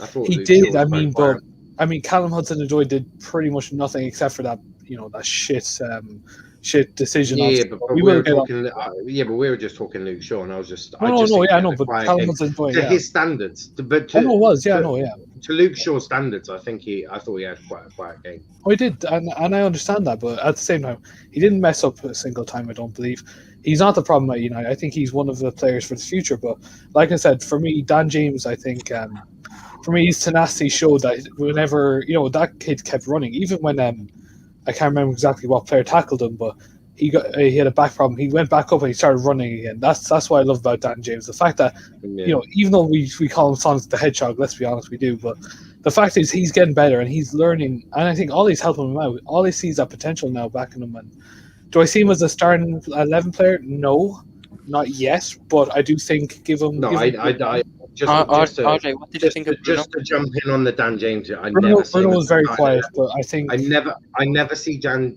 James as a starting 11, but I see him as a very good squad player. Yeah. Just quickly on this comment, it looks like Genie will be covering Leeds versus West Ham next weekend. Next Monday. That'll be a good game. That'll be a really good game. Yeah, Now, what you should do is have everyone start questioning Bruno Fernandes in big games. You can't just question him because the thing is, every player has an off game. Every player does. The question, but he has an off game against every big six team. I don't normally. The guy's not turned up against Arsenal. Look! Everyone, shush! I don't normally plug other people's channels, right? But on the Bruno Fernandes thing, I do want everyone on this panel, if you actually understand football, which I believe you all do, to go check out the Football Terrace. They did a segment on Bruno. It's a clip where they actually look at the tactical side of the game. And it really does highlight why Bruno is quiet in these big games. So I don't normally... It's because of the Fred whatever. No, like, it's deeper. No, Tom, it's deeper than that. It's much deeper than that. So I something. don't normally plug other people's channels that don't come on here, but do check out the Football Terrace, and just that segment, just that Bruno segment. It's on YouTube. It's about 11 minutes. Do check that out because it really does give you a good insight of to why Bruno's quiet on these games. To be fair, it shouldn't be what about Bruno in big games. It's what about United in big games. You haven't won a top 6 game all season. That's the thing. But do then not correlate Fernandes, when one Bruno goal. doesn't turn up, United don't turn up. Is that Yeah, what but that's not then the it's on point. United to start turning up without him. You've got to When I'm start talking about- why you can't win big six games. What I think is, right, obviously Bruno Fernandes, I think he's the solid definition. If you have good players around him, he will play unreal. I think he stands out with great players. And I think that was the same when he moved from Sporting to Man United. Obviously, that was a step up, and that was definitely a signal of him where he showed his class. What I do believe is McFred is not the way to go for Bruno Fernandes. If Bruno Fernandes wants to play the way that he wants and to play the attacking football and to play the way that he plays week in, week out, and the way that we can rely on him, obviously this season you can't really count it because we rely on McFred. I do think, obviously, next season, if we do get a CDM, we do have a creative midfielder. Hopefully, Donny gets some time in. I think Donny, Bruno will probably work well together, and it will definitely show that Bruno will definitely play better in the big 6 games. If we also have a right winger as 2 centre backs, so we don't have to pray to God that they don't mess up every single week. So Bruno needs half a new team to perform well against the big 6. That's not my point. The tactics change. No. Of course you do, because one player can't win you a game against a big 6. These games are so tight, and there's so much quality on these pitches. One man can't simply win a game for a club. So you are right in that comment that he does need 5 or 6 people to turn up as well. His performance yesterday was so poor, like he was misplacing. Yeah. I'm not justifying his performance. Change with the new team. I get that, but what I'm saying is there's elements of his game that actually would improve if other players were better. He probably will get on the ball in better situations, but the one He would have been a lot better. That's how it is. The one that's yesterday when he's had a 3-on-2, he's had 3-on-2, and he's passed it out of play, trying to play too perfect the ball for Rashford. I get that. And but that's the one criticism I've always given him. It's the fact that he can be so wasteful. And the thing is, because he does make up for it in games, that's why people forget, but he can be so wasteful at times. I understand, but Souls, the thing is, you have to realise we're not the full package yet. Bruno is like half of it, because I do believe that he does make this team special. And when he doesn't play, let's say if he gets injured, I don't know how we're going to play. I don't know if we're actually going to win any more games, because let's be honest, he's that drive in this team that actually works well. You can't say that he's not our captain. Because the fact is, he is. He is always shouting at the referee if something does not go right. You don't see Maguire. Obviously, Maguire gets talked because he is our captain for now. Until the summer when all I had literally the balls to say, Harry, you're no longer the captain. Bruno, he won't do that. He won't do that. No, he won't. Yeah, it would upset. It would upset squad harmony too much. But who would Charlie says that. That's the question. No. But RJ, trust me. RJ, if you fuck up squad harmony, you fuck up your job. Trust me. That's how. But listen, more people would look up to I just want to address this. It's not about looking up to RJ. It's not about looking up to. But who actually would support Maguire over Fernandes? A lot of players. It's not just about how good they are on the pitch. It's how good of a leader they are. Well, no, it's not Harry even Maguire that. may be a good leader. Who he's friends with. I bet you Maguire's got friends in that dressing room. And I do understand it, yes. I do understand that, yeah. That's simple. I just want to address this comment from Charlie. I don't like TFT. I don't want you to go subscribe to them and watch every damn video they do. I just want you to check out this Bruno thing they did. It's 11 minutes long. It's not a debate show. It's where Terry does intellectually look at what happens with Bruno, looks at the whole situation with United and their attack. Because I tell you, I've seen it, and it's not just Bruno. It is all of them as a group. So I don't want you I don't care if you go subscribe to them and watch every single video they've done. I watch it because I think there's some quality content in there. Just like I also think there's some trash. It's like I saw Ollie out after the Chelsea game. I thought that was so reactionary. I'm not going to bother watching that because I think that is an overreaction. But just on this one video, I do want you people to check it out, because I do think it will help you understand the the issues that Bruno has when in the big games is just a lot. It's a lot more than just Bruno, and that's why I'm saying check it out. You said it there, Niall. It's the attack. They've played 630 minutes against Yeah. Big Six teams in the Premier League this season and scored one goal, which was a penalty. Look, Bruno doesn't show up in the big games, but that's when you need someone else to show up if you're a real club, and they're not doing that at the minute. Yeah, exactly. I mean, look at there are other teams worse than United that have like one goal against the Big Six, and not even from open play. That is abysmal. That's poor. Yeah. If you want to be if you want to be acknowledged as serious title contenders, fucking hell, you're gonna have to buck your ideas up in the big games, because when it comes to these games against City, Chelsea, like you have to win those because they're crucial points. Like, beating the worst teams is good, but if you can't do it against the big teams, what's the point? Because Is Ollie too scared to lose? Yeah, exactly. That shows by the fact. Have you seen how many nil-nils they've had this season? Yeah. You look right now. We are in the crunch part of the season. Am I right or am I right? Yeah. Yes. This is the crunch bit. Does a point right now, with United being 6 points ahead of Chelsea, does a point right now suit United more than Chelsea? Yes. Yeah. 100%. Yeah. Right. 100%. And if Ollie loses that game and that gap comes down to 3, right? Does Ollie then get massively criticised? Yes. Yeah. Tiny bit. He does.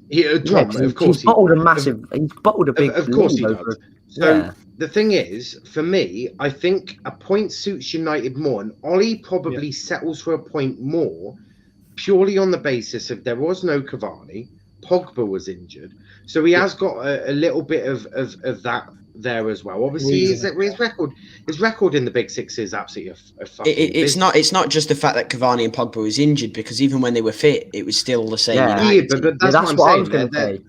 The results are abysmal against the Big Six, but I think right now, if you say to Ollie, you're going away to Stamford Bridge, and you're going to take a point away, I think Ollie snaps your hand off it before the game.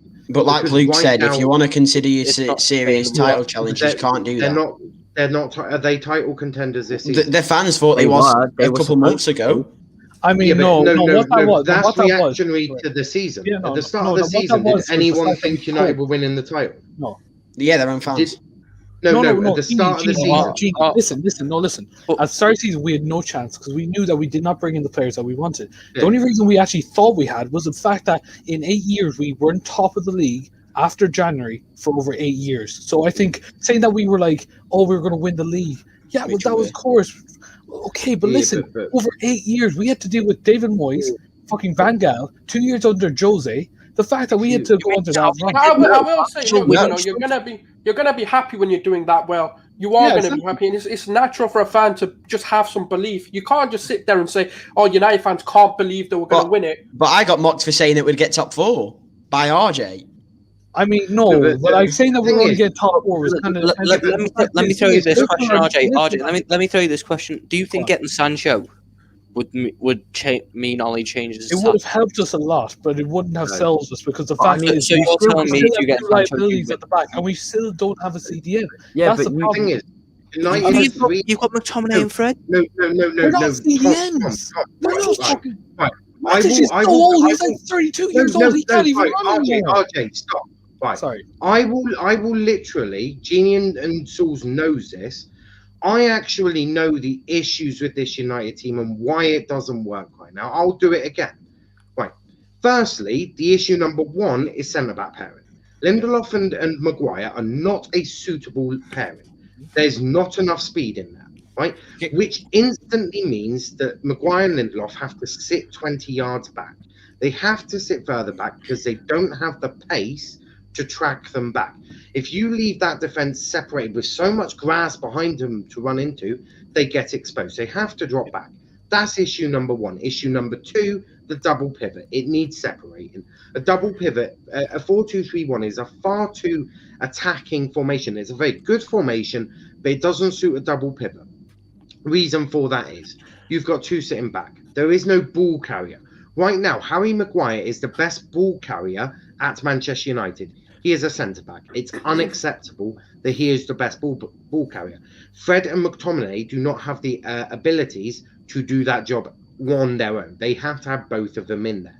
You take out both that double pivot, replace that with a CDM and a box-to-box midfielder, for example, Donny, and I'll say Ndidi just because we all rate Ndidi. That straight away means that you have one defensive midfielder, one ball defensive midfielder. Yeah, but Matic is too old. And also, it's not about Matic. It's about them all. All of these issues combine into one, right? Exactly. So the defensive issue is one issue. That then leads to an issue of the defensive midfielder, because one person, even if Matic is good enough to do it himself, still leaves that back four exposed because of the speed, which still means they have to drop back. Straight away, that's the issue there.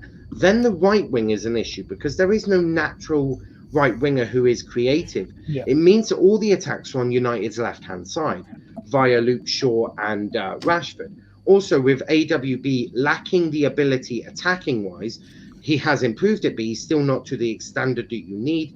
That's the other issue. The right-hand side is far too weak, which means all the United attacks are on the left, where it makes it easy and predictable, which means teams know how to defend against you. So if you bring in a fast centre-back, that defensive line straight away is 20 yards up the pitch. It means that you can squeeze teams back a bit. You get that one defensive midfielder, it means that your ball carrier is your box-to-box midfielder, not your centre-back, which means that you're not going to be left exposed at the back. You then get a right winger who can create. It means that the defense is going to have to look at both sides because they're not sure which way the attack's going to come from, which makes it harder to defend against. I know it's a very long-winded way, but what I'm saying is every single issue that United have got, it actually comes together as one big issue, and it can't be fixed with one player. It has to be fixed as three players. If you only get one player, you fail. You need to get three players to sort it. Quick question for you here, Niall. Is Eric Bailly not that fast centre-back defender? He is. He is, but he's injury prone. No, but in 5 out of 5 of the 7 games, he's been available and not picked by Solskjaer. I agree, but there's also. You can't rely on him. What do you mean you can't rely on him? Because you can still chuck him in a big game if he's available. So what's the point in having? What, you can't play him Right, again, yes, I agree. Putting one player in, yeah, you can say that fixes the issue. But then you have to think, does he have the relationship with his other centre-back? Do they have that ability where they can work together, understand what each other's going to do? Yes. Maguire and Lindelof. They should do. No. Training is different to a match. You gain that by playing matches together. They know to play together. Every time that Bailly's played, Maguire has played better, significantly better. Because whenever mistakes he makes, one game a season. That's what I'm saying. That's what I'm saying. That's why I'm telling everybody. Because the fact is, we were supposed to have Bailly about 3-4 weeks ago, but he got into a car crash. How unlucky is he? But the fact is, injuries are so common to him that we can't physically rely on him anymore. That's the reason why we have to put. So why not do what we've done with Naby Keita? Write him off for the rest of the season and just get him in this fitness program. We are desperate. The fact that our fans won't accept the fact that we can't put our praise or our focus into our two centre backs. We physically can't. We can't put in Twanzebe. Yeah, but RJ, but the thing about it logically, right? If he's going to be always injured, why not just write him off? Tom's right. Just let him go and recover. It's like with Partey. Every time Partey comes in, that very, very game is injured. No, I wouldn't mind him just being written off for about 2-3 weeks, even after he's come back. But the thing is, you're saying that to the wrong person. RJ is not in charge of United's physiotherapy, right? I have a feeling that Ollie probably will do something over the summer with Bailly, because the thing with Bailly is he gets into the red zone far too many times. The red zone being obviously the injured. Bailly can only play one game a week, else he will get into that red zone. Right? It's about building relations. Solskjaer does not pick Eric Bailly for the big games. That's nothing to do with his injuries. He is available. He was on the bench against Liverpool. He was on the bench against Arsenal. Yes, but there's a lack of understanding. Why is there a lack of understanding? Because they don't play together. How long's Eric Bailly been at the club for? How long's Eric Bailly been on the club for? It's nothing to do with the lack of understanding. The thing is... No. He came in... 5 years, 4 or 5 years. He's been here for about 4 years now. 4 years. Yeah. He came in just before. You gain this understanding with each other by playing games. It is why Liverpool have suffered so much this season with your centre-back pairing, because they're not aligned. They don't understand each other fully. No, it's just No. Liverpool fans have been saying that they don't. You've had so many issues with centre-back pairings. It's because they also don't know each other in terms of how they play. I mean, right? it's not that they don't know each other. It's the fact that it's Jordan Henderson and Fabinho. It's not centre-backs. No, but the thing is, Bailly is different. Bailly should be good enough. And what is United's main issue with their centre-backs? They fuck up and don't look our up. best one is injury prone. Listen, no, this is our problem. Our best one's injury prone. Our second best is so inexperienced that he cannot be taught by the third and fourth one. And the fact is, we have to start the third and fourth one because the other two have so many problems that we can't solve. Harry Maguire. No, I'm not having it. Tuanzebe is inexperienced. You can't put them in. Look, Tuanzebe is the reason that a lot of these injuries are happening. But we're spending far too long on United, and I'm not sitting here. I have one more question for RJ, and then I'm gonna have to shoot off. Yeah, but it's just you said earlier that you don't have you need the players in attack, but I mean realistically for the big games you've had Bruno, you've had Van der Beek's been fit, you've had Rashford, you've had Cavani. They're all four very good attackers. Yeah, but look at what we do. I don't see what the issue is. What I think is the tactics when Ole plays big teams completely changes. We only go for the point. We always play literally completely different. Look at what we play against Villa compared to what we play against Chelsea. They're two completely different teams and completely different mindsets. We came in for the mindset, look, we need to get a point here, and if we get a point from Chelsea, we're grand, we'll do it. From Villa, we need to win because that's the thing. We can beat Villa. I know we can beat Chelsea. We should have bet Chelsea. RJ, it's not sustainable to keep going for the points because eventually. But that's how it is this season. We can't. We're playing Europa League, FA Cup. Literally so much is going on for United. This isn't like the Premier League 10 years ago where you could sit there and beat all the small teams and then get that's the thing. Big teams to still win the league. It's worked for us. That's the reason that we keep doing it. And I know it's not sustainable. Obviously, of course it's not. But the fact is, this season, you can't even say it's sustainable for the fact that even every player is playing 1 or 2 games every week. That's why we cannot start Matic. Last season, Matic was a big help for us because you know why? Because he's only playing 1 game a week. There was nothing to him. And the fact that, obviously, that's the reason why we can't play him is because we're playing 2 games a week. We have got the Europa League. You're not the No. We're not continuing to debate United. We've been doing it for ages now, and it's. But I've always said my point. I am probably going to do a United stream at some point in terms of explaining all of these issues. That will be something that I have spoken to another United fan. He's keen for coming on. We are going to move away from United because we still have one more game to discuss before we do start picking the team of the week and all of that. That is obviously Sheffield United, Liverpool. Tom and Jeannie, what were your thoughts on the game? Yeah, the best game of the week. Professional performance. That was a professional performance. The players, they've had certain ones who didn't play yesterday. They've had their family issues. Condolences sent to them. But the way we performed yesterday, with what was a weakened back line, without any experience back there. And with a striker who just outright refused to put the ball in the back of the net at times, the fact that we were able to, keep a clean sheet first and foremost, because we're crying out for them, and to be able to keep one is massive for confidence, and to get over the line for once when we've been dominant, that it was shades of what we saw last season, and it was a nice change from what we've been witnessing the past couple of weeks, where we've been dominant and just haven't been able to make it pay. Yeah, I thought they were excellent. Yeah, we can't just say that it's just Sheffield United. Although it is the bottom of the league, these are the games that we struggled with this season. So to get a 2-0 win is actually brilliant for us. So yeah, but like Tom just said, it was professional. We got the clean sheet that we've all been craving for in the league. We got our first victory in like 4 or 5 games in the league. And it was a game that we massively needed for confidence. Now I think we can hopefully look onwards and upwards. We got Fabinho, Jota, Naby, as we've seen, returning from injury. Back for Chelsea as well, apparently. Yeah, hopefully. But even if he's not, And Adrian was brilliant yesterday. Yeah. But yeah, it was a professional performance, and I thought everyone was good. But I spoke about him on the LFC channel. But big up to Curtis Jones because he was brilliant, and I said it. He's been our most consistent player for a couple of months now. He really is implementing his presence into this Liverpool. Can I just ask, like Niall, Souls, RJ, Luke, how long until Curtis Jones can be in the conversation with the likes of Foden and Greenwood? I think he's already there. I've No. No. Let me explain before we all start jumping down my neck. Okay, The but reason you I said say he's crazy. the reason I say that he's already there is because I think he is your best player in midfield. That is, I think he assists very well. He needs to obviously add a few more goals to his game, but he's getting there. He's still very young.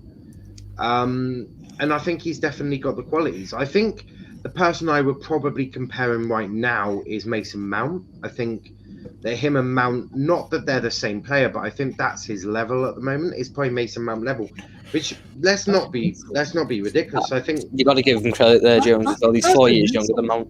But but that's the thing. I think they're on a similar level, and No, not the reason I say that not on a similar level. Mason Mount and Curtis yeah, Jones. I actually believe You that. believe that? You believe that? Tom, I can answer your question, and the reason why he's not in this comparison is because he's not this beautiful football to the naked eye who's an attacker. The reason why The reason he's not in this conversation is because he wears a Liverpool kit when he plays football. The last 2 seasons, has Harry Chelsea on his back.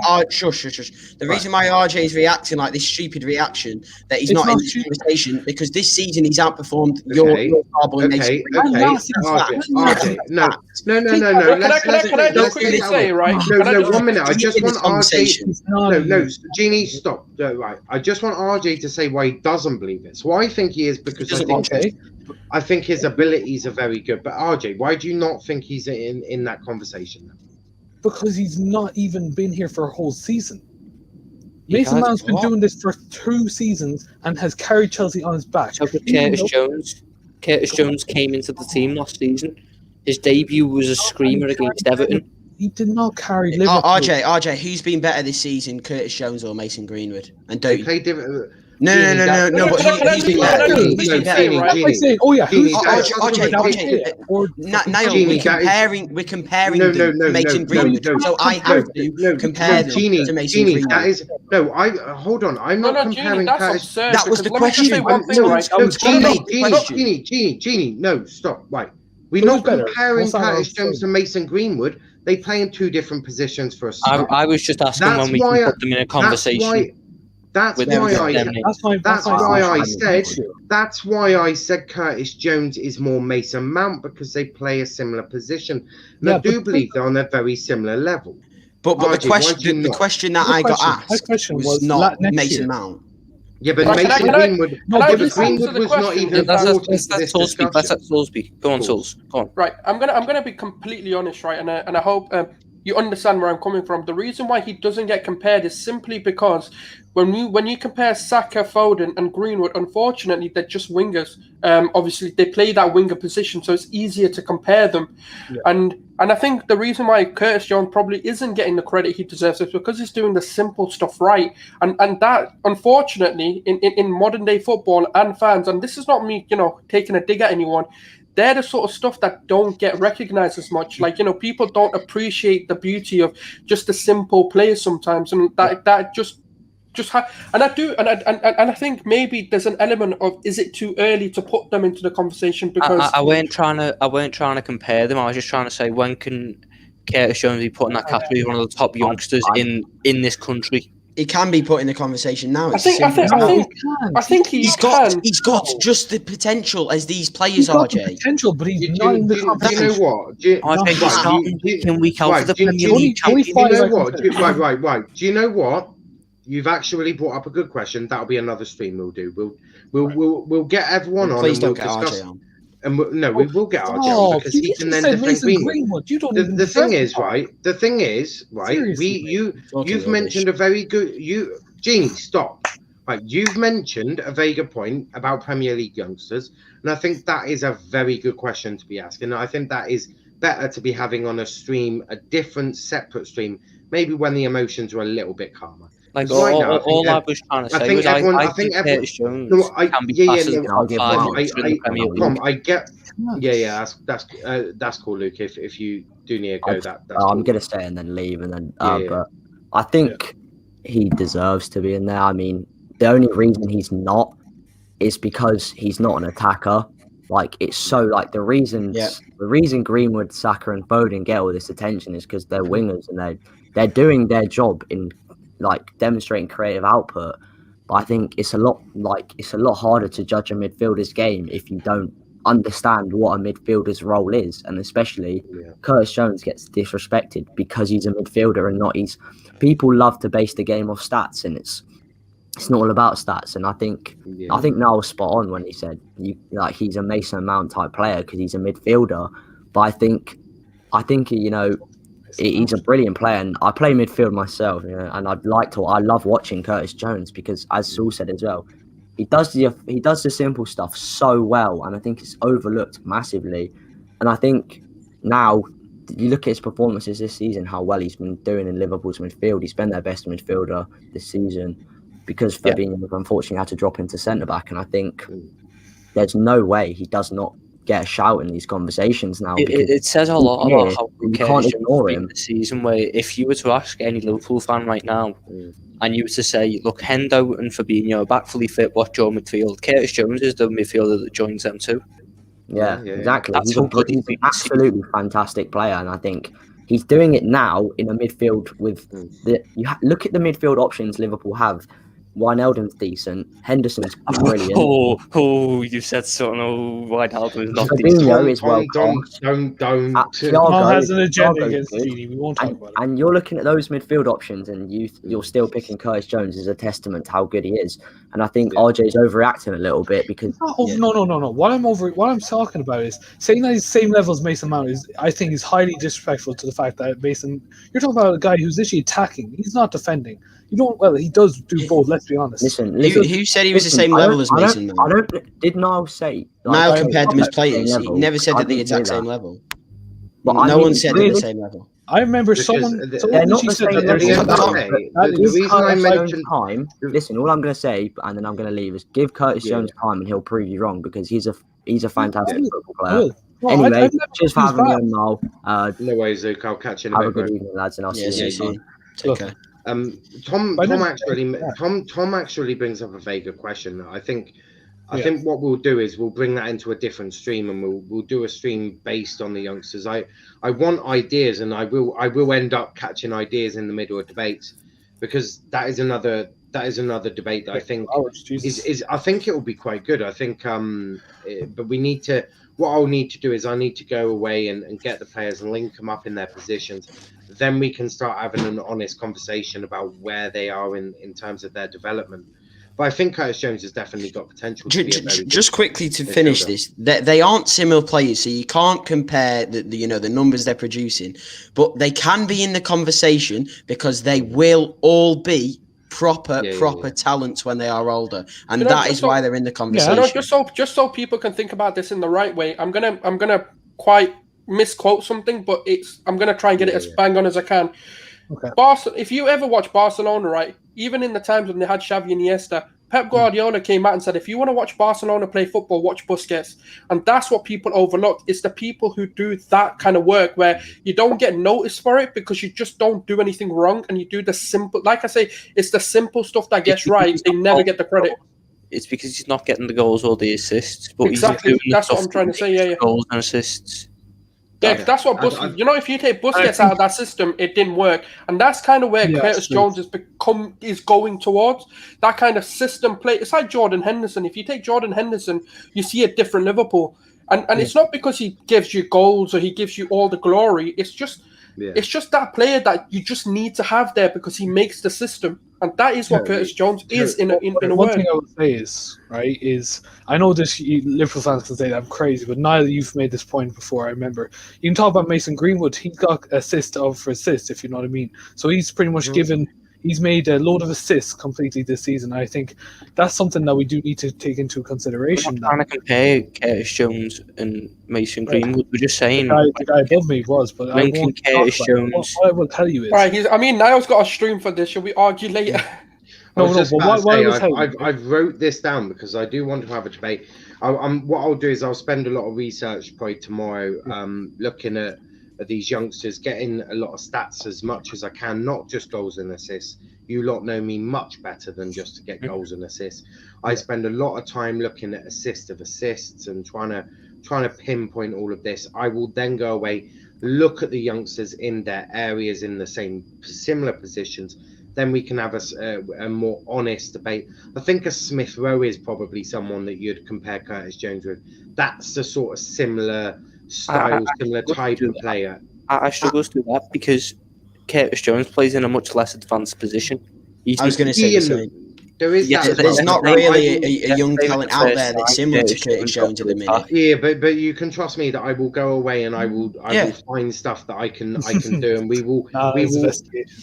Yeah, I know. I honestly will. I spend a lot of time researching and trying to find these things out, and we will have an honest debate. And I bet every single one on this stream right now will be on that debate. I have absolutely no doubt about that. But that is a debate we will argue for as long as we can. That is a debate that we'll have for another time. But comparing Curtis Jones and Greenwood is just a ridiculous comparison because they don't play the same position.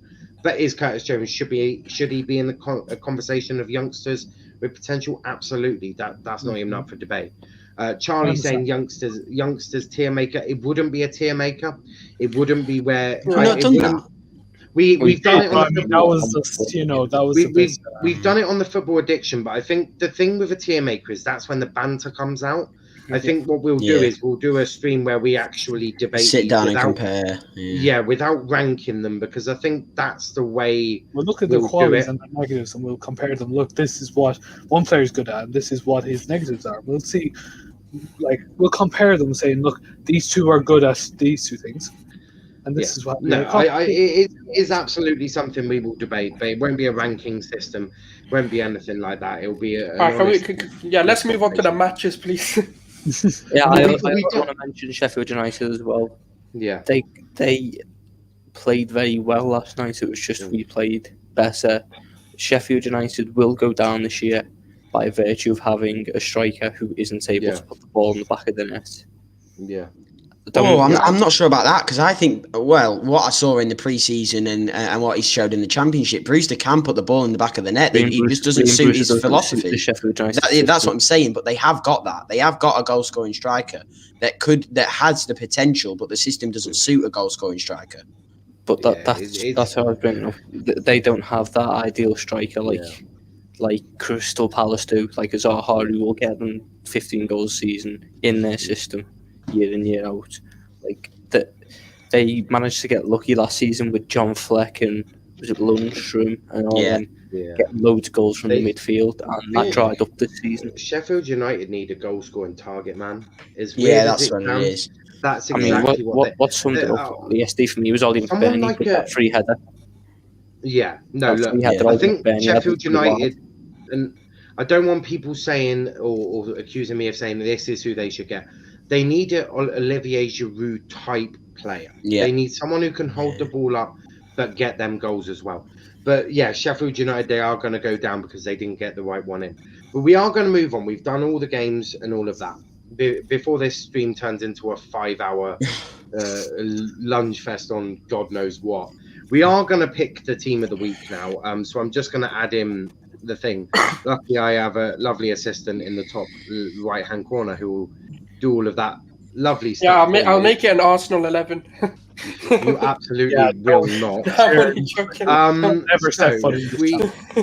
We will start with the goalkeeper. So who do we think deserves to go in as the keeper? It's between two for me. Johnston for his clean sheet for West Brom and what was a must-win game for them, and Ramsdale because even though he's on the losing team, he pulled out a number of great stops. But my vote goes to just Johnston. It's a clean sheet at the end of the day. Yeah, I think he made a couple of good saves. RJ, what about you?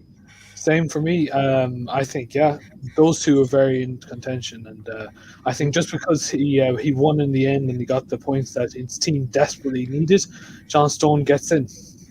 Yeah, Souls. I mean, he got man of the match in that game, so that tells you everything. So I think it's got to be Johnston. Yeah, that's fair. Jeannie. Yeah, that was fair enough. I was actually going to say, and we could say him probably every week, but considering he had an injury, Emi Martinez, I thought he was again fantastic for Aston Villa. But yeah, I think Sam Johnston or Martinez are worthy of getting that goalkeeper role. Actually, I'll go with Ramsdale. I think the boy's got a lot of shit this season. I do rate him highly. I think I think Ramsdale is a fantastic keeper, and I also think Johnston is not world class, but a very, very good. Yeah, he is very good in his own right. And if West Brom do go down, I would expect that Sam Johnston is probably one that a Crystal Palace or Newcastle or a Fulham, if they stay up, will probably look at, because I think Sam Johnston is just that good. But Sam Johnston is the goalkeeper. We'll go for right back. Jeannie, we'll start with you on this one. Who do you think should be right back? Yeah, I'm gonna have to say Trent, because I thought Trent was excellent for Liverpool today. But I have to say it is tight, and I know they lost, and I think his performance went under a lot under the radar. Is Vladimir Kufal for West Ham against Man City? So I think it's a toss up between them two, because I thought Kufal was excellent. So, but I'm gonna a bit of bias might strike in, and I'm gonna say Trent. That's a fair one. Sauce? Yeah, it's a good shout. Because obviously he did come off the Trent of old that we know. He's got the ability to be. Unfortunately, he has had an up and down season this season. But I think just the way West Ham played, and I think especially how Kufal was as well, I've got to give it to him. Agreed. Yeah. RJ? Yeah, for me, the fact that West Ham actually gave Man City their hardest challenge this season, you have to give it to Kufal. I know, obviously, Trent had a great game against Sheffield United, but do understand the fact it is Sheffield United. No. And, compared to Man City, No, that's not how we're judging it. We just got I understand. No, we're not taking into account who they played against. We're just looking at I understand. But performance-wise, I think Kufal just scrapes it. That's all. Okay, Tom, what about you, mate? I know that you're going to say Kufal, but I do want to give a special mention to Trent out there, because Hold on, how do you know what I'm going to say? It was because Kufal probably does deserve it, but Trent got an assist as well, and he was at times a lot. Unless you can read my mind, don't accuse anything. I mean, he's a big Trent over times. That was a best banter. At times, yesterday, Trent was playing as part of a back three with Phillips and Kabak. When Robertson was bombing on, Trent was staying back and being a right centre back, and then arriving late on attacks, and it was getting him some chances and some opportunities to put some really good balls. So I'm going to give my nod to Trent, but Kufal was exceptional for West Ham as well. Yeah, I think both players are very good, but I'm going to go for Trent just purely on the fact that he's had shocking form. Not form, but I think he's had a lot of stick. And also, he has changed a lot in terms of defensively. I think his defensive stats this season has massively improved from what they were last season. Much better one-on-one defender now. He doesn't dive as much. 100%. But also, Kufal absolutely deserves a mention, and he's been integral to West Ham, I think, for long parts of the season. Probably goes unnoticed. But yeah, Trent gets my vote just because I also think Trent, he did turn up, and that is something that people have accused him of not doing, is not turning up.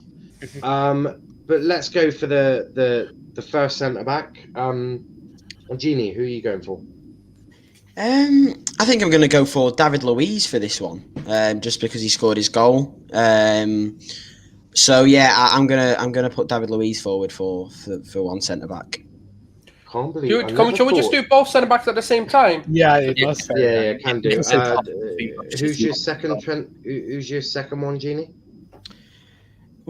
I'm gonna. Oh, in fact, can I retract that statement? I might have to go and give it to the City centre back pairing if Diaz and Stones both got a goal. So yeah, if I'm gonna say two, I'll say Diaz and Stones. Yeah, Sauce. It's tough, isn't it? Because I want to give it to Luiz, but other than the goal, he's not really. Yeah. He didn't have much to do. It's not me disrespecting Leicester, but they just didn't do anything. Yeah, that's fair. And then obviously, I mean, West Ham gave City one of their toughest games, and Diaz and Stones were absolutely fantastic in keeping them out as well. And then they both got the goals. So I think on this week I've got to agree with Genie and say Diaz and Stones. Yeah, that's fair. RJ? I think obviously I do agree with the two boys. I just think that Harry Maguire and Victor Lindelof deserve a shout this week. I think obviously they don't always play well, and God forbid we always take the mick out of them. But I do think this week they did step up. Obviously they did have to take care of Giroud, which I think they did very successfully. But I do think the two Man City boys obviously they deserve it, and yeah, that's fair. Tom? I'll put it in now. Yeah, votes are going to go to Stones and Diaz, but I think to give him a bit of credit for an outright defensive display, Nat Phillips, yeah, because he had to deal with a striker who was very physical, Ollie McBurney, and I think he won every single one, barring one of his aerial duels against them. McBurney was come up with some late challenges, but he kept his head. And to be fair to him, my biggest criticism has always been his ball playing ability. He did put a foot wrong passing yesterday. Yeah, I mean, I would have gone for Diaz, and I can't believe I'm actually going to utter this word. The fridge. I would have actually put the fridge in. He did well. I actually thought the fridge carried the ball quite well. He defended quite well. I praised him yesterday, and I've never done that. I was almost in a state of shock. I felt like I had to get another beer or rum and coke to deal with what I just said on a live stream. But no, I would have given it to Diaz in the fridge because I thought Maguire did fairly well, and it pains me to even say that. But that won't be a regular occurrence because, and I do want to accuse Tuchel of this. He played into their hands playing Giroud. If you play Werner, they don't do as well. When Hudson-Odoi went off, they just Werner won't. No, Werner's got the pace. I say Pulisic, yes, but not Werner. Werner couldn't even. No, Werner had an all right game. He didn't have. The reason I say Werner, and we're not going to have a debate about this because we will go on for hours. The reason I said Werner is because he's got the pace and he can harm you. But let's go left back. Genie, who's your left back? Yeah, Luke Shaw played very well, so I'm sure he'll get a mention in this. But for me, I'm going to say he didn't have much defensively, but attackingly, he always looks a threat, and he's just come back from injury. So I'm going to give it to Sergio Reguilon. He also topped it off with a lovely cross for Lucas Moura that he got robbed assist for because I think it deflected off Ben Mee before it. But yeah, I thought Sergio Reguilon was brilliant again for Spurs this week. Yeah, it's a fair point. Sauce? Yeah, for me, it was between three people going into this. It was Luke Shaw. I was looking at Kieran Tierney as well, and I was looking at Reguilon. I think obviously they all did different things right, and that's the reason why they were the three. But I think obviously because Reguilon did get the assist and kept a clean sheet also, he didn't have to do a lot defensively because, I mean, Burnley didn't do anything. It's tough because I do want to give it to Shaw because he had a lot to deal with and he dealt with it well. So, I'm going to go with Luke Shaw, I think. Yeah, that's fair. RJ? Yeah, for me, I credit all left backs who actually played well this week. Obviously, I think Reguilon was a huge shout out. What a comment. I commend all left backs that played well this week. I mean, I praise all players. Do you know what? I'll top it off. I praise all players that played well this weekend. Well done to you. I mean, the opposition, I'll praise them for doing shit. But anyway. But what I will say, for me, I think Shaw. I think there was a lot of hype between Callum Hudson-Odoi on that right wing and saying that he would be doing so well. I think Shaw did everything right. Obviously, there was one time where Callum Hudson-Odoi, it wasn't Shaw's fault. Shaw did everything what he could. It was just obviously fridge and freezer, but we won't talk about that. But I do think Shaw deserves, like I said, he's been phenomenal this season. I think he stepped up. This week he's been quiet, but he definitely did all the work on the pitch. Yeah, so fair one. A couple of comments in. Charlie saying Shaw, and then he completely changes his mind and says actually Tierney. So Charlie can't make up his mind. He seems to be doing a bit RJ. Seems to be going for a bit of an RJ sounding look there. But Tom, who would be your left back? So RJ, you said Shaw, yeah? Yeah, 2-1-2. Yeah. Yeah. So I can count. I just need to clarify it. Tom, who's your left back, mate? Reguilon, because he had the holy trinity. He had the win, the clean sheet, and the assist. That's fair. That's fair. I understand, but he Nah, doesn't nah, want to nah, give that's to United. fair. That's fine. Well, it's fair, though. He did- No, it is fair. No, it is fair. But I mean, you know, he makes a fair comment there, and it's again down to me to break the fucking tie. I'll go for Luke Shaw. I think he did everything he did was good. Yeah, attacking wise, wasn't the best performance I've ever seen from Luke Shaw, but I think when you've got to try and keep someone like Callum Hudson-Odoi quiet, and then Reece James after that, I think deserves a huge credit there. So Luke Shaw is going to be the left back for the team. DM, Jeannie, who's your DM of the week? Yeah, this is a trick. He played as more of an upwards centre mid, but he does normally play DM. So I'm going to say N'Golo Kante for Chelsea. I thought he was brilliant, just breaking up the play, stopping United's counter attacks as well. I think he got won the most duels in the match, most tackles in the match. So yeah, Kante for me. Yeah, that's fair. Sauce? I actually don't Daka? know. Yeah, I mean, he drops a lot deeper, doesn't he now? This is tough. Yeah, I agree with Jeannie, because I think obviously considering the fact that it was a well-balanced game with a lot of back and forth, it was a boring game, but it wasn't boring at the same time. I just think it was not. I don't think it was boring. I think it was just the fact that there's no goals. That's why. It was end to end. Yeah. And I think N'Golo Kante did do what he normally does better, which is like obviously the engine in that midfield. Cool, so I do agree with that, and I think as a DM, Kante. I just want to check you do know other DMs. Can you name me 3 DMs? Yeah, NDD. You've got. Who did shit? Yeah, well, yeah, obviously. I'm aware of that. You need one more. You need one more DM. That's what I'm trying to think. Like, who else is we're just trying to baby feed him. Come on, you got Basuma? Is he not a DM? Is he not like more of a box-to-box for Brighton? He's more box-to-box, yeah. I don't know. But he can play C. I think Souček.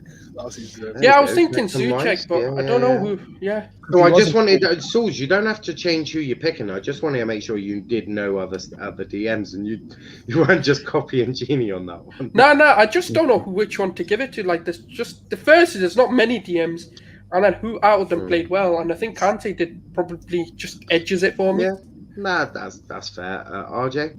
Yeah, for me, N'Golo Kante, I'm going to. Every time we played him, I think obviously, I wanted him to get away from the ball. Honestly, every time you go near him, he's going to take the ball regardless. So yeah, obviously N'Golo gets it for me. I do think Souček does deserve a shout. Obviously, he's a warrior. In fairness, if there's one word to describe him, that's it. He did do very well against Man City, but obviously we're judging him on the performance, not on the team that he played against. So N'Golo Kante deserves to be in that team for sure. Coming back from a bad run of form as well. Totally agree. Tom? I'm going to go for 2 because I can't discern between the pair of them, and none of them are N'Golo Kante. I'm going to go for Marvellous Nakamba for Aston Villa. Shout. And OK Yoxlu for West Brom. Had a quietly good game against Brighton. He's played 2 games for West Brom now, and he's been brilliant in the midfield both times. But he was especially good yesterday. And that's a fair one.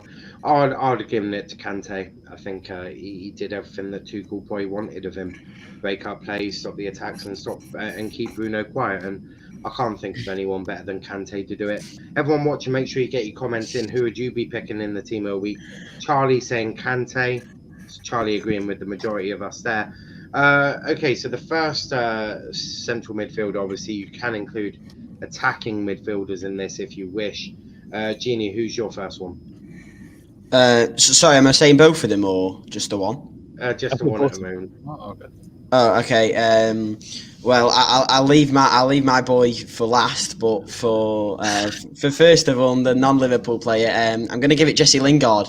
A huge creative spark in that West Ham team. Created a lot of good chances in the West Ham team, and got a brilliant assist for Antonio's goal, and against a real tough opposition, especially defensively. So I'm going to give Jesse Lingard my centre mid option.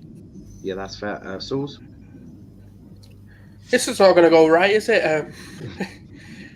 I was going to give it to Granit Xhaka because after the mistake, to be fair, he was quite solid. But the one I want to give it to is Odegaard, actually, because when we went to 1-1, after that, when he came on, unfortunately, ESR did get injured. We had a lot more control and creativity to the game. So, yeah, I'm going to go with Odegaard. Fair enough. RJ? There's loads of options you can go for. Obviously, both Genie and Tusk is a different one. I'm going to go for Genie. Obviously, this is no bias whatsoever because he's a United lad, but obviously, I do think over his performance, he did very well, so I do think he should be in the team. What a legend. You said Lingard, yeah? Why did he disappear after that?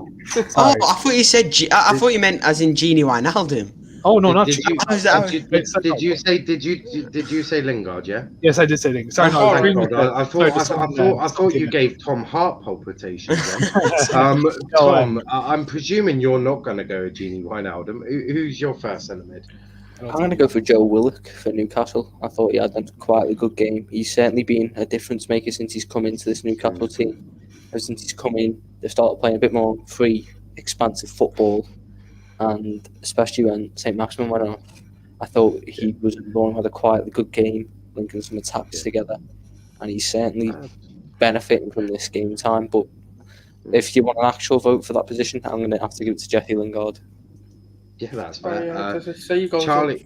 Charlie in the comments saying Neves and Tielemans. I'd have gone for Lingard as well. I think he's been revived at Villa at West Ham, and I'm actually happy for him. I think he's found his level and found his home. I think Jesse Lingard probably will end up at West Ham player next season, and rightly so. I think the boy has had a lot of personal issues, and he just needs to get some game time. So the next one, Genie, who's your next one? Yeah, easy pick for me. Man the match in our game, obviously scored the goal. Very energetic as normal. Curtis Jones, easy one. For me. Yeah, Sauls? Yeah, so when Genie said it last time, he's going to wait until this pick next, and I was actually going to put Curtis Jones over before we put Lingard in. Yeah. I just think he's like I've always said, they're the underappreciated players, the people who just do things right, and he was a big part of why they won that game, getting the first goal, being in the right position. He's someone that's usually deeper, and he was in a striker's position, ready for the ball, and just absolutely blasted it in. So I'm going to say Curtis Jones as well. That's a fair one. RJ? Quick and simple, Curtis Jones, simple as that. Agree with everybody what they say. Obviously, I did have a bit of an argument about him earlier in the stream. Is it this Jones? Yeah, Phil Jones. I mean, look, I won't say what he has over Virgil van Dijk, but we won't talk about that, regardless. But to be fair, he's a good youngster. He's a lot of potential, and it's going to be interesting what we see from him in the future. That's what I believe. Totally agree. Tom, I'm guessing you would have gone Jones. Yep, I think that's what you need to say. Everyone else has said exactly how good he was. Yeah, and I'd have also gone for Stones. Did I say what Charlie Stones? Stones. Not Stones. Stones could probably play there as well at the moment, especially under Pep. He's doing a great job. Charlie went Neves and Tielemans. Good shouts. I mean, Tielemans was one of the reasons why we won. I know. To be fair, I think that's just because they scored the goals, because I didn't think Neves was overly impressive. I was just about to say, me and Genie did watch alongs for both of them, and can't say I was impressed by either of them completely. We're going to go for right wingers. Genie, who is your right winger? Yeah, he's the player of the week, isn't he? He gets the star performance in Gareth Bale. Absolutely superb. He's the Gareth Bale we've seen at Real Madrid. So yeah, easy one for me, Gareth Bale. Fair one there, Sauls.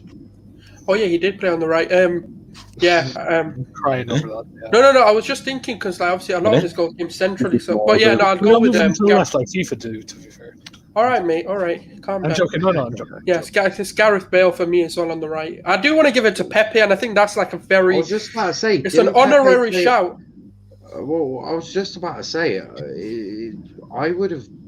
I don't know. I'll explain. So Bale had such a good performance. I think if you want to go for Bale, you can, but I think you're not actually outrageously wrong to go for Pepe. No, I what I'm thought going to say Pepe is had like Luke when you. Thomas on. It's on just red. unfortunate that Bale had the performance he did. Yeah. Otherwise, it would have been out and out Pepe. But unfortunately, Bale did get the 2 goals, and can I just say, it's an absolute peacher of a pass, just inches perfect. And I have to take the bias out, and I know it's Spurs, and I can't give it to a Spurs player. It hurts, but I have to say it was Bale this week. That's a fair one, RJ. For Obviously, me- Bale without the winner's mentality. Yeah, obviously, yeah. I see a little common trend here. Every fucking player in this team I've had an issue with.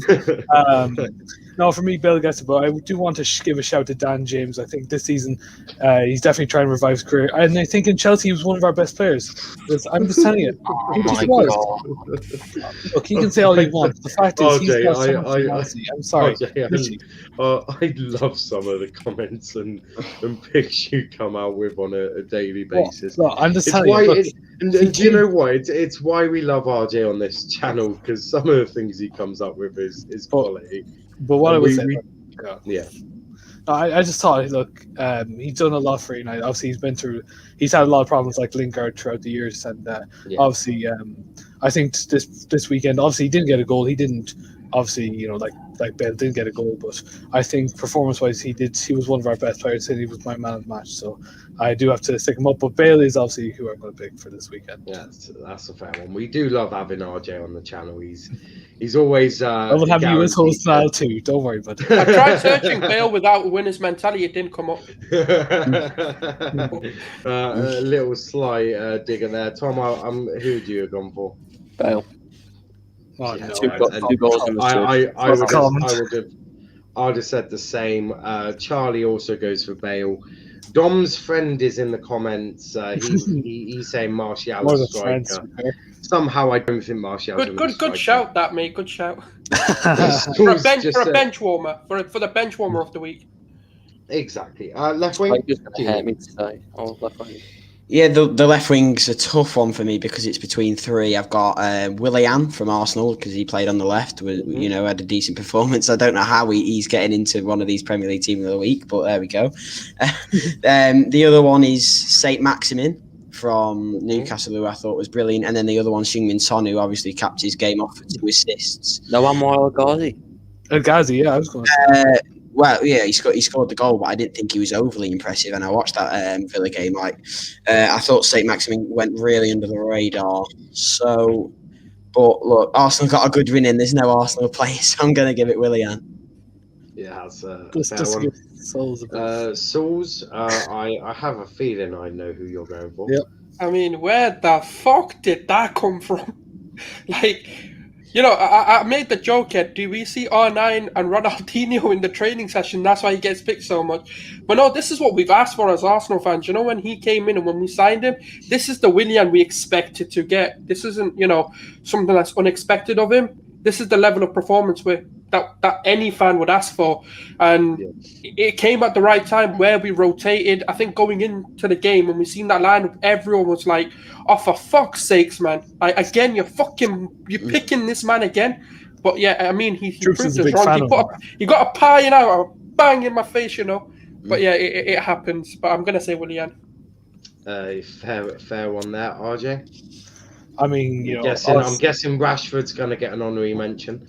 No, Rashford, no, not this week. But no, obviously, I'm not going to go for Troop's favorite player, obviously. But no, I'm going to go for Ghazi. Let's be honest. For me, Jack Grealish, when he's out, I think he's a big part of that for that Villa side. And I think if you step up for someone, it's kind of like if United lost Bruno. But what I will say about El Ghazi is, especially for the winning goal, I think that's mainly the most important goal for them in that game. So I do think he deserves a shout. So he's going to be my pick. A fair one. Tom? I'm going to go El Ghazi as well because I think... Stalemate again. he got the early goal for them, which was crucial because Leeds build into games quite well, and getting that early goal really did give Aston Villa a base to build off. But he also completed the most dribbles, had the most shots, and I think he creates the most chances for them as well. It was a very complete performance by him. And it was debatable whether it was going to be him or Trezeguet, and he really stepped up when his position was on the line. and he covered for Jack Grealish brilliantly. But you've got to give credit to Willian because Willian did play in a much tougher game than what I thought Al-Ghazi was poor. That's a fair one. Charlie saying St. Maximin. MSC is saying Willian. I'll give it to Willian. I think Willian. Look, I never actually thought. I know We got a player in. We got one. I never actually thought in my when I was thinking we'd do a weekly review show with Team of the Week. I never actually thought Willian would be getting into Team of the Week. I mean, he's only good for the first week, so we'll never see him again. He's there on merit because he had a very good game, and yeah, I think William was excellent. But up top, the number 9, Genie, who are you going for? Yeah, I think the striker's a difficult one because it wasn't because it wasn't there was very few strikers that actually scored this week. But Michail Antonio is definitely the main shout I think people will mention. But I'm actually going to give it to a player that didn't score in Ollie Watkins. He runs his feet into the ground. The amount of ground he covered, he worked his socks off without the service that he normally gets with Grealish. I thought he led by example up there with the press, and it was a superb ball for El Ghazi for the goal as well. So I'm going to give it to Ollie Watkins. Yeah, that's a fair one. Sauce, who's your number 9? I mean, for similar reasons, but I'm going to give it to Lacazette because I feel like without him, we wouldn't have won that game. He's one of those under the radar kind of players who just strung everything together. He wasn't just a striker in that game. He was he was playing as a number 10 and a number 9 at the same time, and he was coming deep to nullify a lot of Leicester's ability to go forward. And a lot of the goals that actually came were from him taking the ball from our box and driving forward and starting those attacks. And that's why I do think people aren't going to understand that element unless you properly watch the game. And that's why I'm going to say Lacazette for me. That's a fair comment there. RJ? I mean, there could be loads of options here at this rate. I think I definitely agree with Sulz. I think, like I said, this was a big game for Arsenal. They had to step up, especially with a Leicester side with a few injuries that were very crucial for them. But I do think he had a great performance today, and he was definitely someone who stood out. So he definitely does deserve a shout. So you're going with Lacazette, yeah? Yes. Cool. Tom? I'm going to go for Richarlison today. No, Tom, we can't put him in. Can I change my answer, please? I can't look past what was a good performance from. It doesn't matter. Remember what he did. I remember what he did, but he got the early goal for them, the match winner, which none of the other players mentioned did. He also was very instrumental to their build-up because Gylfi Sigurdsson had a quiet game. So a lot of the play was going through him, and as much as I hated his diving antics, he created a number of good chances, which Calvert-Lewin uncharacteristically didn't finish tonight. Niall, please, no. That's fair. And for pure value, I'm going with Richarlison. I wasn't that's a deadlock then. It's a deadlock. No. Yeah, well, I retract my statement. No. He's the host. No. What we'll do. So I wasn't going to go for Richarlison. I was going to go Antonio, but because Tom landed it on my lap there, in the comments, Tom. who's your pick? Tom, Please. Who's your pick in the comments? Is it Richarlison or who was the Villa one? Lacazette. Okay. Oh, Lacazette. No, it's between Lacazette and Richarlison. Yeah. Tom. So MSC and Charlie, who is your pick? Is it Richarlison or Lacazette? We'll go straight to the comments with that one. I'm sure Charlie will be straight there in a second. If only my phone was on, I'd comment. It's dead. But as we wait for one of them. Oh, RJ, you don't count, bro. You absolutely cannot count. But Charlie has gone through Richarlison as well. So Richarlison is our striker of the week. All right, yeah, both of them, fair enough. And MSC has also now commented Richarlison. So because Tom was so nice there, landed it perfectly. It's not a tier list stream, so this isn't a pass. I mean, do you want to just have the fun and just take out Curse shows for Dean and Wijnaldum and just make You know what I just want to say, Tom? Yeah, Lacazette technically was the reason we won that game. So in a way, the comment you made where he didn't score the winner, Now, so he's the one who technically, if it were Pepe, like it was 2-1 when he scored. So Pepe is class at getting the goal. It's more banter with Richarlison. Was there Wait, what? Craig giving a shout to Antonio? I would have personally gone Antonio if Tom didn't say Richarlison. Charlie saying, RJ, I had to do my job and time you out. So RJ has now been timed out in the Here, unmod him. This is terrible. You spam the comments, so unfortunately, like Habib said, this is number one bullshit, guys. My mod has timed you out, RJ, for spamming the comments. Yo, we could just do it in here, Richarlison. But that is our team of the week, obviously, with Johnston, Trent, Jones, Diaz, Shaw, Jones, Kante, Lingard, Bale, Richarlison, and Willian. So out of them, I'm presuming that our best player of the week is gonna be in team of the week. Jeannie, who's your player of the week? Gareth Bale, for sure. Yeah. Sauls? Yeah, fuck you, Bale, man. You have to do it this week, innit? You couldn't give it to Willian, man. You fucking idiot. Yeah, all right, I'll have to give it to Bale, unfortunately. Dickhead. Fair enough, RJ. I mean, I was going to give it to Callum Hudson-Odoi for that beautiful volleyball attempt, but no, it has to go to bloody Bale. I mean, yeah, like Sol says, I wish obviously he didn't play as well as he did this week because I would love to put someone else there, but no, Bale for this week, yeah. Tom. I appear to have angered Genie, so to get back on his good side, I'm going to go Curtis Jones. And I'm disappointed. I'm actually disappointed in Genie because I'd have gone Curtis Jones as well myself. I think if it wasn't for Curtis Jones, I don't think Liverpool win that game because Liverpool have been extremely low on confidence, and that goal from Curtis Jones speared them on to getting a win. I think if Curtis doesn't get that goal, I think it probably ends 0-0. If I'm being brutally honest, so Curtis Jones is my player of the week. But obviously, that is 3 votes, including one Liverpool fan, to Bale. So Bale is our team of the week. Now, worst player of the weekend, Genie. Who is your worst player of the weekend? Richarlison. I don't want him to be there. Oh, stop! wait. Do we have to choose on that? Genie is sorry. So it's not the worst out of that team. Absolutely not. Worst player overall. I'm going to give it to. There's an obvious one, RJ. There is one. Yes. Kate, go on. You say.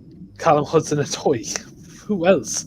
Why? Why was he the worst performance? Because he didn't have the worst performance. He did nothing. He came off in the first half. He literally could have given away a penalty. Literally, he did nothing in that game. And let's be honest, he could have lost Chelsea that game very simply. I'd say the worst performer this week was either Ollie McBurney for missing the most gilt-edged chance of the weekend for Sheffield United at 1-0, which really could have given them momentum back, or Jamie Vardy, who was really quiet against an Arsenal team that I thought he was going to eat for dinner with David Luiz in that back line.